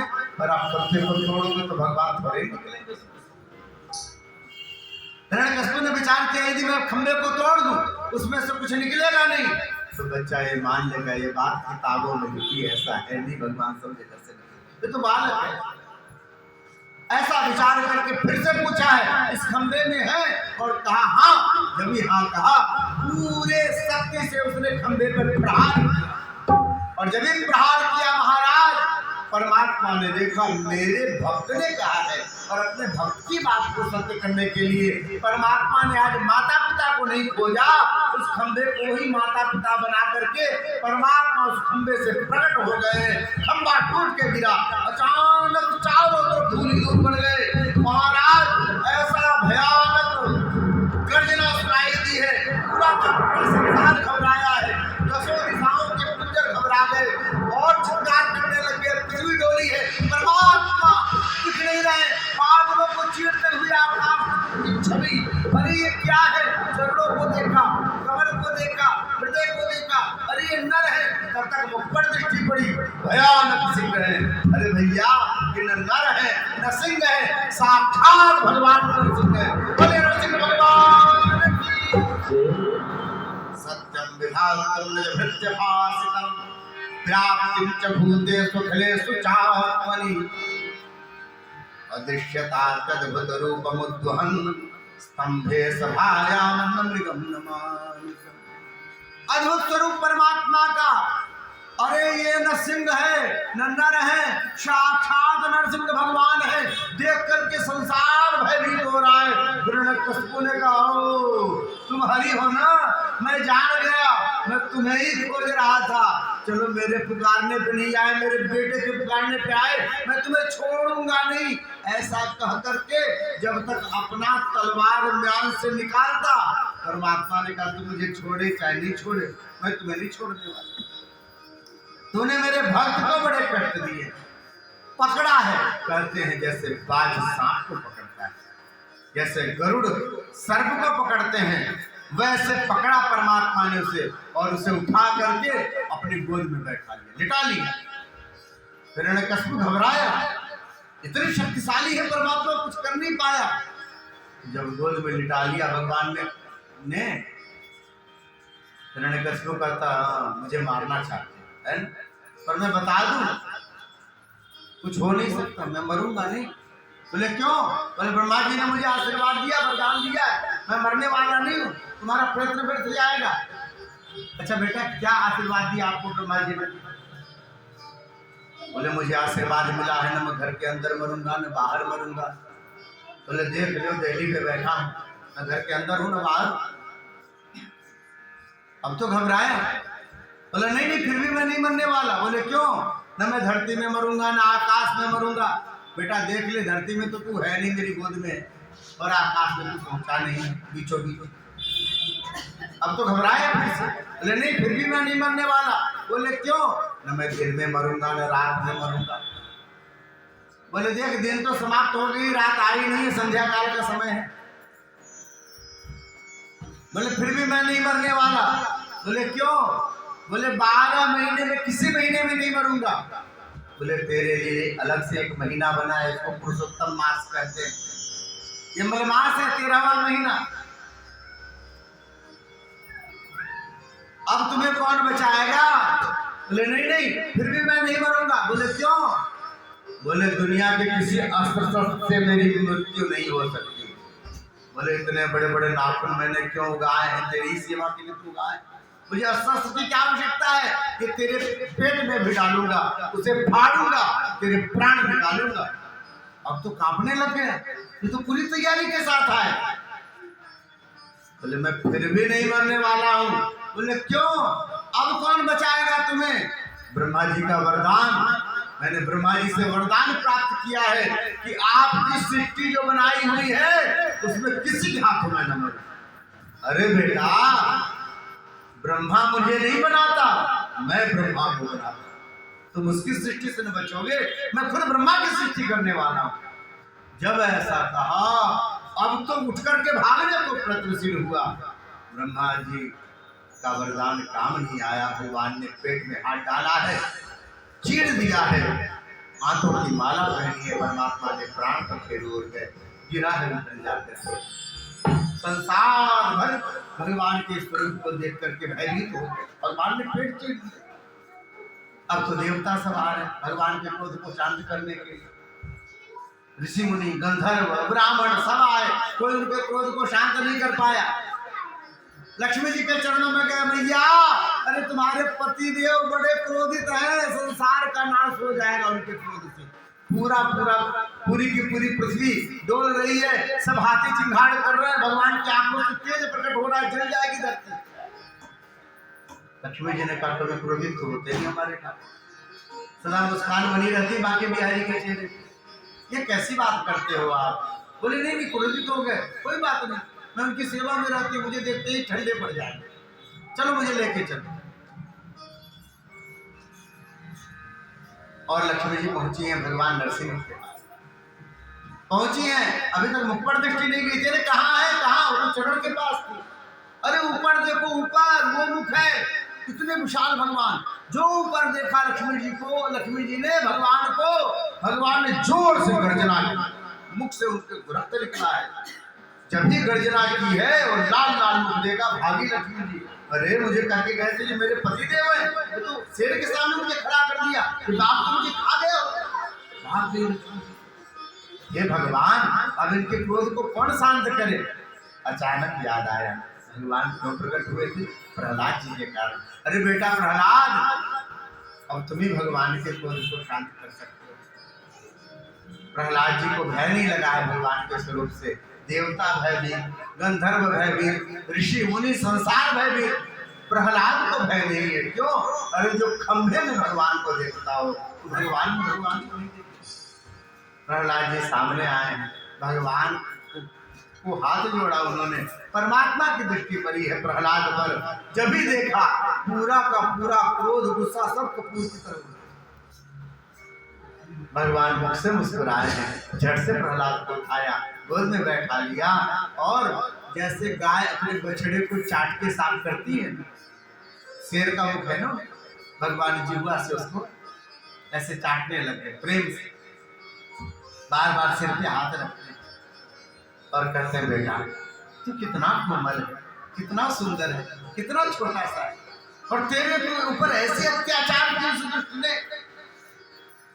तुझे तो बहुत कष्ट हुआ होगा ना, इसलिए इतना सताया तुमने। बेटा मुझे आने में देर हो गई ना, मैं नारायण हूँ, मैं पूरे संसार का मालिक हूँ, पर मैं तुझसे कहता हूँ बेटा, तो मुझे आने में देर हो गई, तुम्हें ज्यादा कष्ट झेलना पड़ा होगा, मुझे क्षमा कर। वेदम बपुपचवय सुकुमार में, क्योंकि यह कोमलता, यह सुंदरता, यह स्वरूप और इसमें इतने सारे कष्ट, वो भी केवल इसके कारण कि तुम मेरा नाम लेते थे। क्षंतव्यता यदि में समय विलंब, मुझे क्षमा कर। हमारा ठाकुर इतना कृपालु है, अपने भक्त से क्षमा मांग रहे हैं। प्रहलाद जी उतर करके सामने गए हैं, दोनों हाथ जोड़ा, बड़े भाव से स्तुति करी, पूरी एक अध्याय। कहते हैं कि प्रभु ये ब्रह्मा, ये शिव, ये सनकादिक, ये ऋषि मुनि गंधर्व सबने प्रार्थना करी और उस प्रार्थना से आप प्रसन्न नहीं हुए। फिर इन्होंने मुझे आपके सामने किया है। मैं आपसे द्वेष करने वाले का बेटा हूं, ऐसे ही कुल खराब है हमारा, उसमें भी राक्षस कुल का हूं, उसमें भी बालक हूं महाराज, मेरे कोई संस्कार नहीं। जब इतने बड़े बड़े तपस्वियों के हाथ से आप प्रसन्न नहीं हुए प्रसन्न स्तुति से, तो मेरे जैसे जीव से कैसे प्रसन्न होंगे आप? पर मैं एक बात बोलूं प्रभु, आप प्रसन्न हो जाओ। क्यों? क्योंकि आप अपने भक्त की तपस्या नहीं देखते, आप अपने भक्त की, भक्त का धन नहीं देखते, आप अपने भक्त का पद नहीं देखते, आप अपने भक्त की जाति नहीं देखते, आप अपने भक्त का बल नहीं देखते हो प्रभु, आप अपने भक्त का केवल प्रेम देखते। ठाकुर तो बस प्रेम से लीजिए, और इससे मुझे लगता है कि आप प्रसन्न हो जाओगे। जानते हो प्रभु, विप्रादृषण गुरुयुता दरविंद नाभ पादारविंद विमुखा स्वपचम गरिष्ठम। हे प्रभु, 12 गुणों से तो कोई ब्राह्मण हो, पर वह आपका भक्त ना हो, नित्य नियम से संध्या करे, गायत्री करे, दान करे, अग्निहोत्र करे, पर वह आपका भक्त नहीं, ज्ञानी, शास्त्रों का चिंतन करता हो। और एक व्यक्ति जो चांडाल है, जिसको कोई छू नहीं सकता, जो कहीं चला जाए तो उस धरती को लोग धो लेंगे, पर वह आपका भक्त यदि हो, गले में तुलसी बांध के रखता है अपने हाथों से बनाकर, माथे में माटी का तिलक लगा लेता है, क्योंकि संत महात्मा लगाते हैं और कहते हैं इससे भगवान प्रसन्न होते, और वह लगा करके केवल राम राम राम राम सीता राम राधे राधे राधे राधे जपता है ना प्रभु, तो उस 12 गुण के ब्राह्मण से ज्यादा श्रेष्ठ वह चांडाल है। बोले क्यों? इसलिए कि 12 गुणों से युक्त जो ब्राह्मण है, वो अपने ज्ञान के कारण, अपनी तपस्या के कारण, व्रत के कारण उसको स्वर्ग आदि लोगों की प्राप्ति हो जाए, ये निश्चित बात। आप अच्छे कर्म करेंगे तो आपको स्वर्ग आदि की प्राप्ति होगी। पर यह जो चांडाल है ना, इसको अपने इस भगवान नाम के प्रभाव से, भक्ति के प्रभाव से केवल वैकुंठ की ही प्राप्ति नहीं होगी, वह आपको प्राप्त कर लेगा और अपने आप को ही आपके चरणों में नहीं लगाएगा, उसकी 21 पीढ़ियां आपके चरणों में चली जाएगी। जो भगवान का भक्त होता है, जो भगवान को सदा प्रेम करता है, उनको ही अपना सब कुछ मानता है, उसकी 21 पीढ़ियों को नरक में नहीं जाना। जो जहां जिस अवस्था में है, सबको वैकुंठ लोक की प्राप्ति होती है। बताओ भक्त बड़ा या ब्राह्मण? इस तरह से जब सुंदर उन्होंने प्रार्थना की, बड़े प्रसन्न हो गए हैं श्री नरसिंह भगवान। उन्होंने कहा बेटा मैं बहुत प्रसन्न हूँ तुम्हारी प्रार्थना से, कुछ वरदान मांग लो। प्रहलाद कहते हैं कुछ नहीं चाहिए, कुछ भी नहीं चाहिए। अरे आप मिल गए हो जो करोड़ों वर्ष की तपस्या से मिलते हो, हमें कुछ नहीं चाहिए, पर्याप्त है। बोले नहीं नहीं बेटा फिर भी कुछ मांग लो। तो फिर आप देना चाहते हो तो मेरे पिताजी की दुर्गति न हो, ऐसा आशीर्वाद दो। इन्होंने जीवन भर आपसे द्वेष किया, कभी भूल से भी मुख से आपका नाम नहीं लिया, इसको नरक में न जाना पड़े, क्योंकि मैं इनका पुत्र हूं, मेरा कर्तव्य बनता है अपने पिता का हित सोचना। अरे बेटा प्रहलाद जी आप तो सच में बच्चे हो, अभी अभी आपने तो कहा कि मेरा जो भक्त होता है उसकी 21 पीढ़ियों को मैं ताड़ देता हूँ, ये तो तेरे पिता ही है, ये इनका कैसे दुर्गति हो, कुछ और मांग ले। तब प्रहलाद जी कहते हैं प्रभु तब यह वरदान दो कि आपके चरणों में कभी मांगने की इच्छा ही न, सब तो आपका किया, हमारा है क्या? कुछ भी नहीं। ये जो कुछ भी है प्रभु आपकी ही कृपा का फल है, फिर क्या मांगे जाएंगे। प्रेम से बोलो बांके बिहारी लाल की जय, नरसिंह भगवान की जय। और प्रहलाद जी प्रभु से बड़े ही प्रेम से भाव से कहते हैं, प्रभु अगर कुछ देना है तो एक ही चीज आपसे मांगते हैं, आप सब लोग मिलके प्रभु से उस चीज को मांगेंगे। कहना है कि दाता तेरा मेरा प्यार कभी ना बदले, कभी ना बदले। इतना प्रेम हम प्रभु से करते हैं, प्रभु भी उससे कहीं ज्यादा प्रेम हमसे करते हैं। और ये प्रेम हमेशा चलता रहे, ऐसे बना रहे जब तक ये हमारा शरीर है, ये जिंदगी है। आइए प्रेम से भाव से प्रभु से कहेंगे, दाता तेरा मेरा प्यार कभी ना बदले, कभी ना बदले। दाता तेरा मेरा प्यार कभी ना बदले, कभी ना बदले। प्रभु तेरा ये व्यवहार कभी ना बदले, कभी ना बदले। प्रभु तेरा मेरा प्यार कभी ना बदले, कभी ना बदले।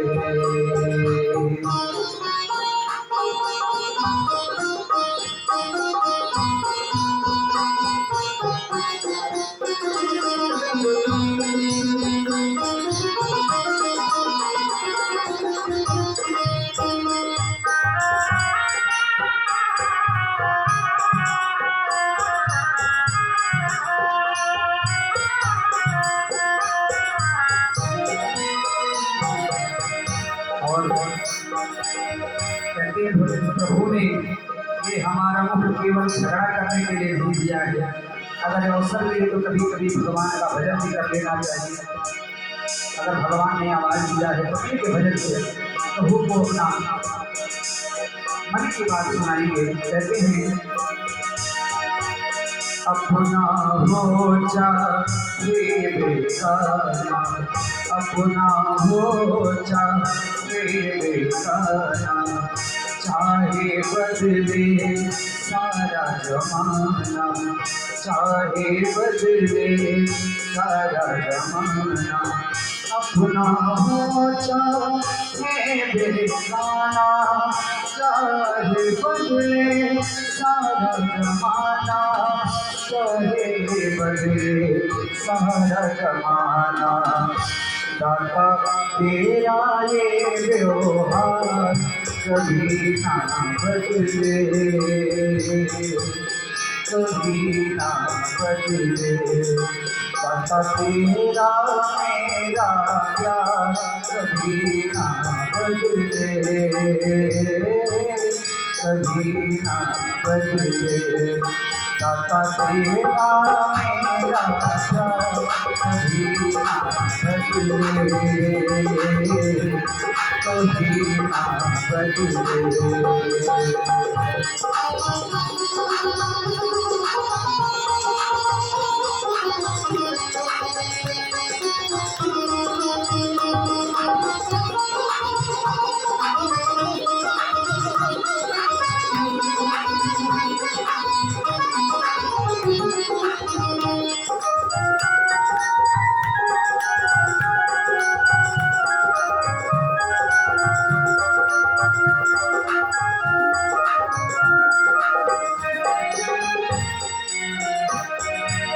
सत्संग तेरा छोड़ो कभी ना, सत्संग तेरा छोड़ो कभी ना।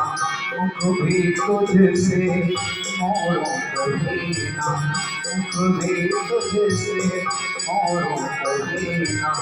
सत्संग तेरा छोड़ूं कभी ना, मुझको तुझसे मोड़ूं कभी ना, मुझे भी तुझसे मोड़ूं कभी ना। दाता मेरा ये व्यवहार कभी ना बदले, कभी ना बदले। दाता तेरा मेरा प्यार कभी ना बदले, कभी ना बदले। दाता तेरा मेरा प्यार कभी ना बदले, कभी ना बदले। प्रभु मेरा ये व्यवहार कभी ना बदले, कभी ना बदले। दाता तेरा मेरा प्यार कभी ना बदले, कभी ना बदले। प्रभु तेरा मेरा प्यार कभी ना बदले, कभी ना बदले। बोल सांवले सरकार की।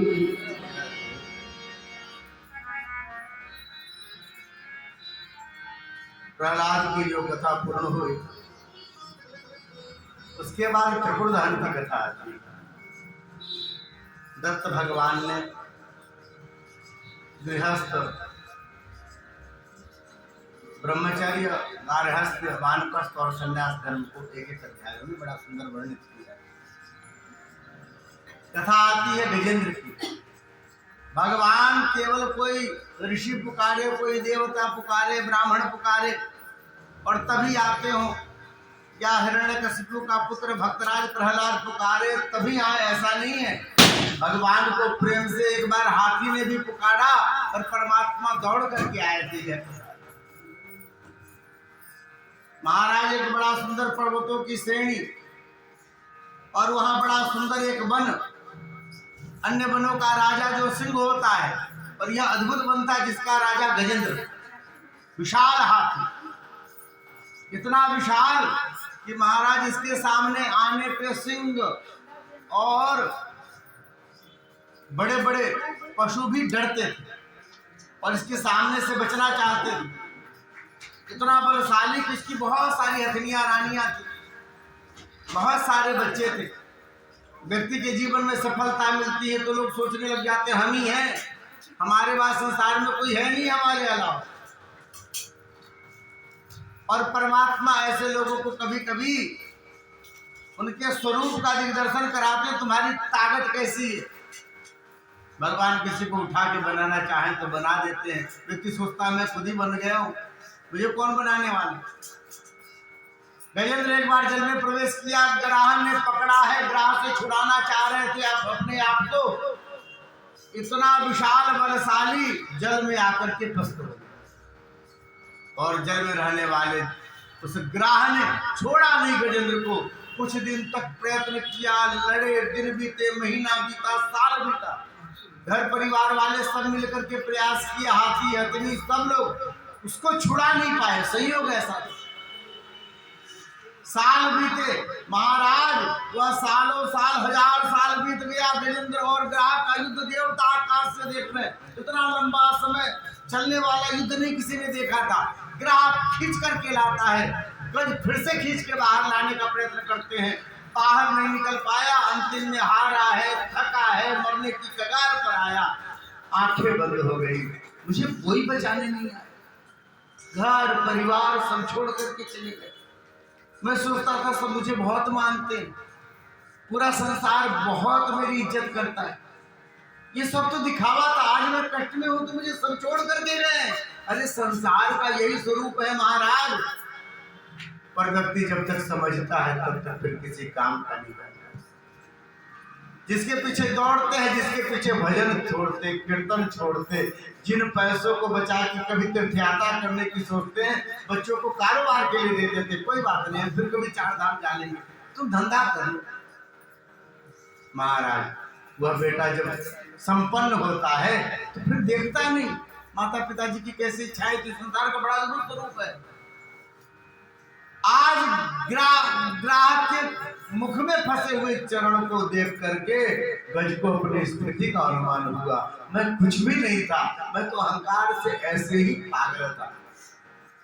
दुखों से अगर चोट खाई न होती तो तेरी प्रभु याद आई होती। महाराज आंखों से सुधारा बरसने लगा। अब मुझे कौन बचाएगा? अरे अपने बनाई हुई सामग्री पे सबको ममता होती है, चिंता होती है। कोई देखे चाहे नहीं देखे, जिसने बनाया है वो तो मुझे देखे। किसने तो मुझे बनाया है? अरे वो आप कौन है जिसने मुझे बनाया है? मैं नटोर ऐसी व्यवस्था बोले बाबा ये हम बस यही चाहते हैं। और कहते हैं जब दिव्य आरती किया है ब्राह्मण देवता ने, सबको प्रसाद बटा, सब प्रसन्न मन से गए। पता नहीं ब्राह्मण की बात सत्य होनी थी या भोले बाबा ने कृपा की या सत्य मनोकामनाओं ने मूर्त रूप धारण किया। यशोदा मैया 80 साल की अवस्था में गर्भवती। अब तो बात कानों कान फैल गई। महाराज भोले बाबा शिव जी के मंदिर में जाने वालों को लाइन लगने लगे। ऐसी घटना हो सकती है? वहां बहुत लोग का व्यापार चलने लग गया, माला वाले का, फूल वाले का, दूध वाले का। जहाँ मंदिर में सन्नाटा रहता था, लोग चमत्कार को नमस्कार करते। अब तो पूरे ब्रजवासी बड़े प्रसन्न हैं। यशोदा मैया गर्भवती भई हैं। पता चला उनकी ननद को, और वह लौट करके मायके में आई। गले से लगाया यशोदा को। मैंने कितने मंदिर में जाके माथे टेके, कौन व्रत नहीं किया हमारे भैया भाभी का घर जो है भर जाए। और देखो यह कृपा हुई है भगवान की कृपा हुई है। तुम्हारे घर में बालक, हमें पक्का विश्वास के साथ कहती हूँ लाला ही होगा। बोले जी बस आपके इस व्रत का परिणाम का फल है।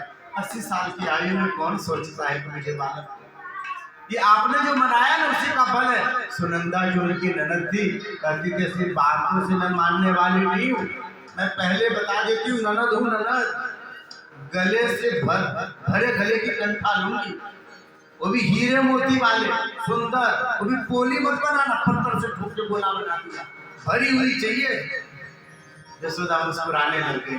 आप जानती हो आपके भैया के पास कोई कमी नहीं, आप जैसा कहोगी वैसा बनवा देंगे।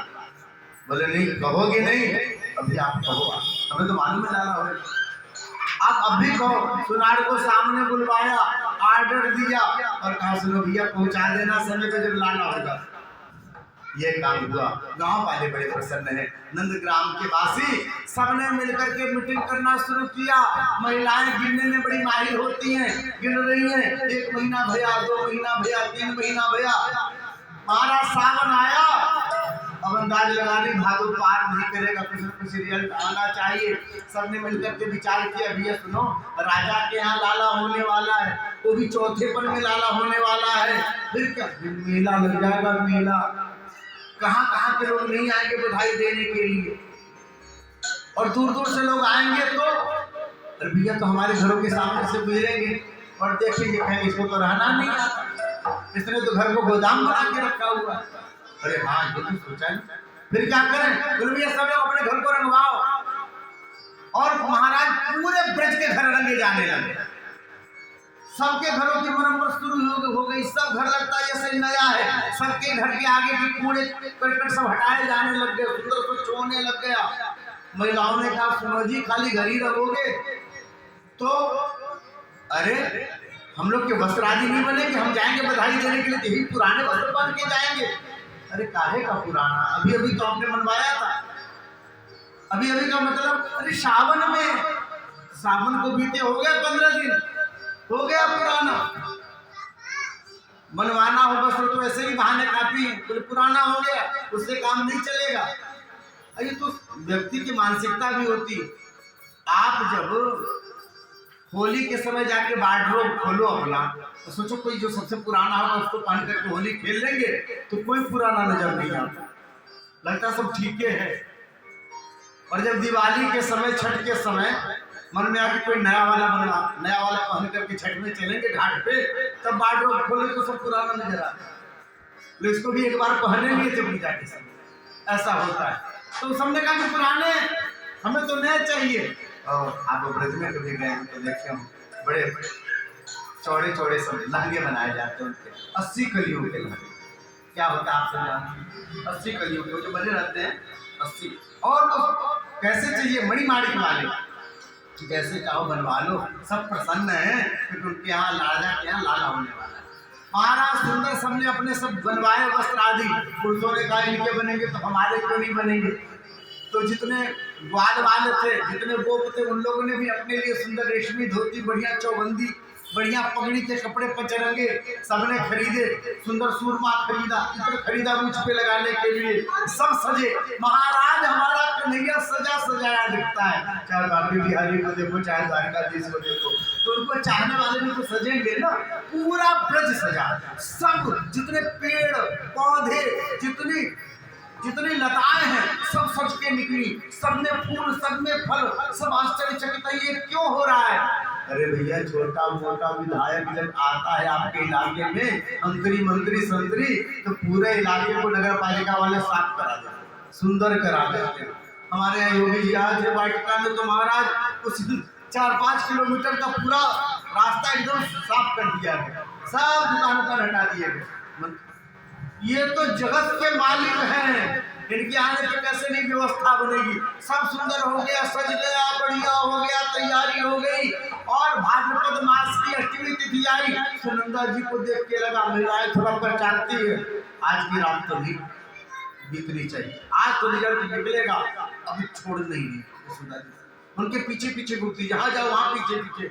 अरे ऐसे क्यों पीछे लगी, बस ऐसे ही आपको देखने का मन करता, आप बड़ी सुंदर लग रही हो, ऐसे मन बहला दिया। विचार किया है कि जब भी इनको लाला होगा ना, झट से लेकर के अपने आंचल में ऐसे ढक लूंगी, 9 भाई हैं, सबसे देख लूंगी, बधाई लूंगी तो लाला दूंगी। ऐसा विचार किया और सुनंदा जी ने ऐसा विचार करके यशोदा जी का साथ बनाए रखा है। शाम आ गई, धीरे धीरे रात होने को आया, महामाया का प्रभाव, यशोदा जी को नींद लगी। यशोदा जी खटिया पे लेटे लेटे सोई, सुनंदा जी बैठे बैठे सोई। कब मैया प्रकट हो गई पता ही नहीं, विंध्यावासिनी प्रकट हो गई। कब आए वसुदेव जी, लाली को ले गए, लाला को रख गए, ये भी पता नहीं चला। अचानक रात के समय आंख खुली है सुनंदा जी की, और अरे क्या हुआ, मैं तो सो गई थी, हुआ क्या। यशोदा जी के चेहरे पर दृष्टि गई, चंद्रमा के प्रकाश, 1-2 बज गया था, चंद्रमा के प्रकाश मुख पर देखा, हाय राम 80 साल की होगी पर अभी भी देखो नवीनती जैसा स्वरूप है, वैसी चमक है, कितनी सुंदर है हमारी बाली।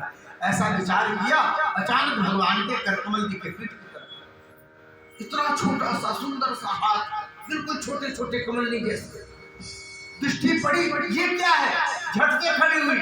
जो खड़ी हुई भगवान के स्वरूप को देखा, हे राम कितना सुंदर बालक, मेरा मुझ श्यामल कोमलांग, यह परमात्मा नीलकमल जैसे आभा, गोल गोल गेंदे जैसे गाल, बड़े बड़े नेत्र, बिल्कुल कान तक, घुंघराली सुंदर सुंदर छोटी सी हल्के, बड़ा सा ललाट, अरे बिल्कुल इतनी सुंदर भाव है। और महाराज उस कपोलों के बीच में बड़ा सुंदर सा मुख, अधरोट उपरोट, और उस पर मुस्कान, दोनों हाथों पर ऐसे फेंक रहे। जो देखा ठगी रह गई, आह्लादित होकर के चिल्लाना चाहती थी, लाला भैया बोली, उसी आवाज में निकला, दौड़ती हुई गई है। सब भाइयों के सागर खटखटाए, सब भाइयों ने घेर लिया, क्या हुआ क्या हुआ क्या हुआ, बोली कंठवरुद्ध हो गया प्रसन्नता से, हर्ष से। दौड़ती गई भोजनालय में, थाली उठा, बेलना उठा, पीटने लग गई। सब जान गए, आपस में गले मिले हैं, यशोदा जी की नींद टूटी है। महाराज पूरे ब्रज ने मिलकर के गाया है, नंद के आनंद भयो जय कन्हैया लाल की, भयो जय कन्हैया लाल की, आनंद भयो जय कन्हैया लाल की, जय कन्हैया लाल की, मदन गोपाल की, जय कन्हैया लाल की, मदन गोपाल की, आनंद भयो कन्हैया लाल की आनंद भयो जय कन्हैया लाल की जय कन्हैया लाल की मदन गोपाल की जय कन्हैया लाल की मदन गोपाल की नंद धरा नंद भयो जय कन्हैया लाल की नंद धरा नंद भयो जय कन्हैया लाल की नंद धरा नंद भयो जय कन्हैया लाल की सभी लोग दोनों हाथ उठा के और ताली बजा के सच में आनंद भयो जय कन्हैया लाल की सच में आनंद भयो जय कन्हैया लाल की संत धरा आनंद भयो जय कन्हैया लाल की जय कन्हैया लाल की मदन गोपाल की जय कन्हैया लाल की मदन गोपाल की जय कन्हैया लाल की मदन गोपाल की कन्हैया लाल की मदन गोपाल की हाथी घोड़ा पाल की जय कन्हैया लाल की हाथी घोड़ा पाल की जय कन्हैया लाल की आनंद भयो जय कन्हैया लाल की आनंद भयो जय कन्हैया लाल की नंद भरा नंद भयो जय कन्हैया लाल की नंद भरा नंद भयो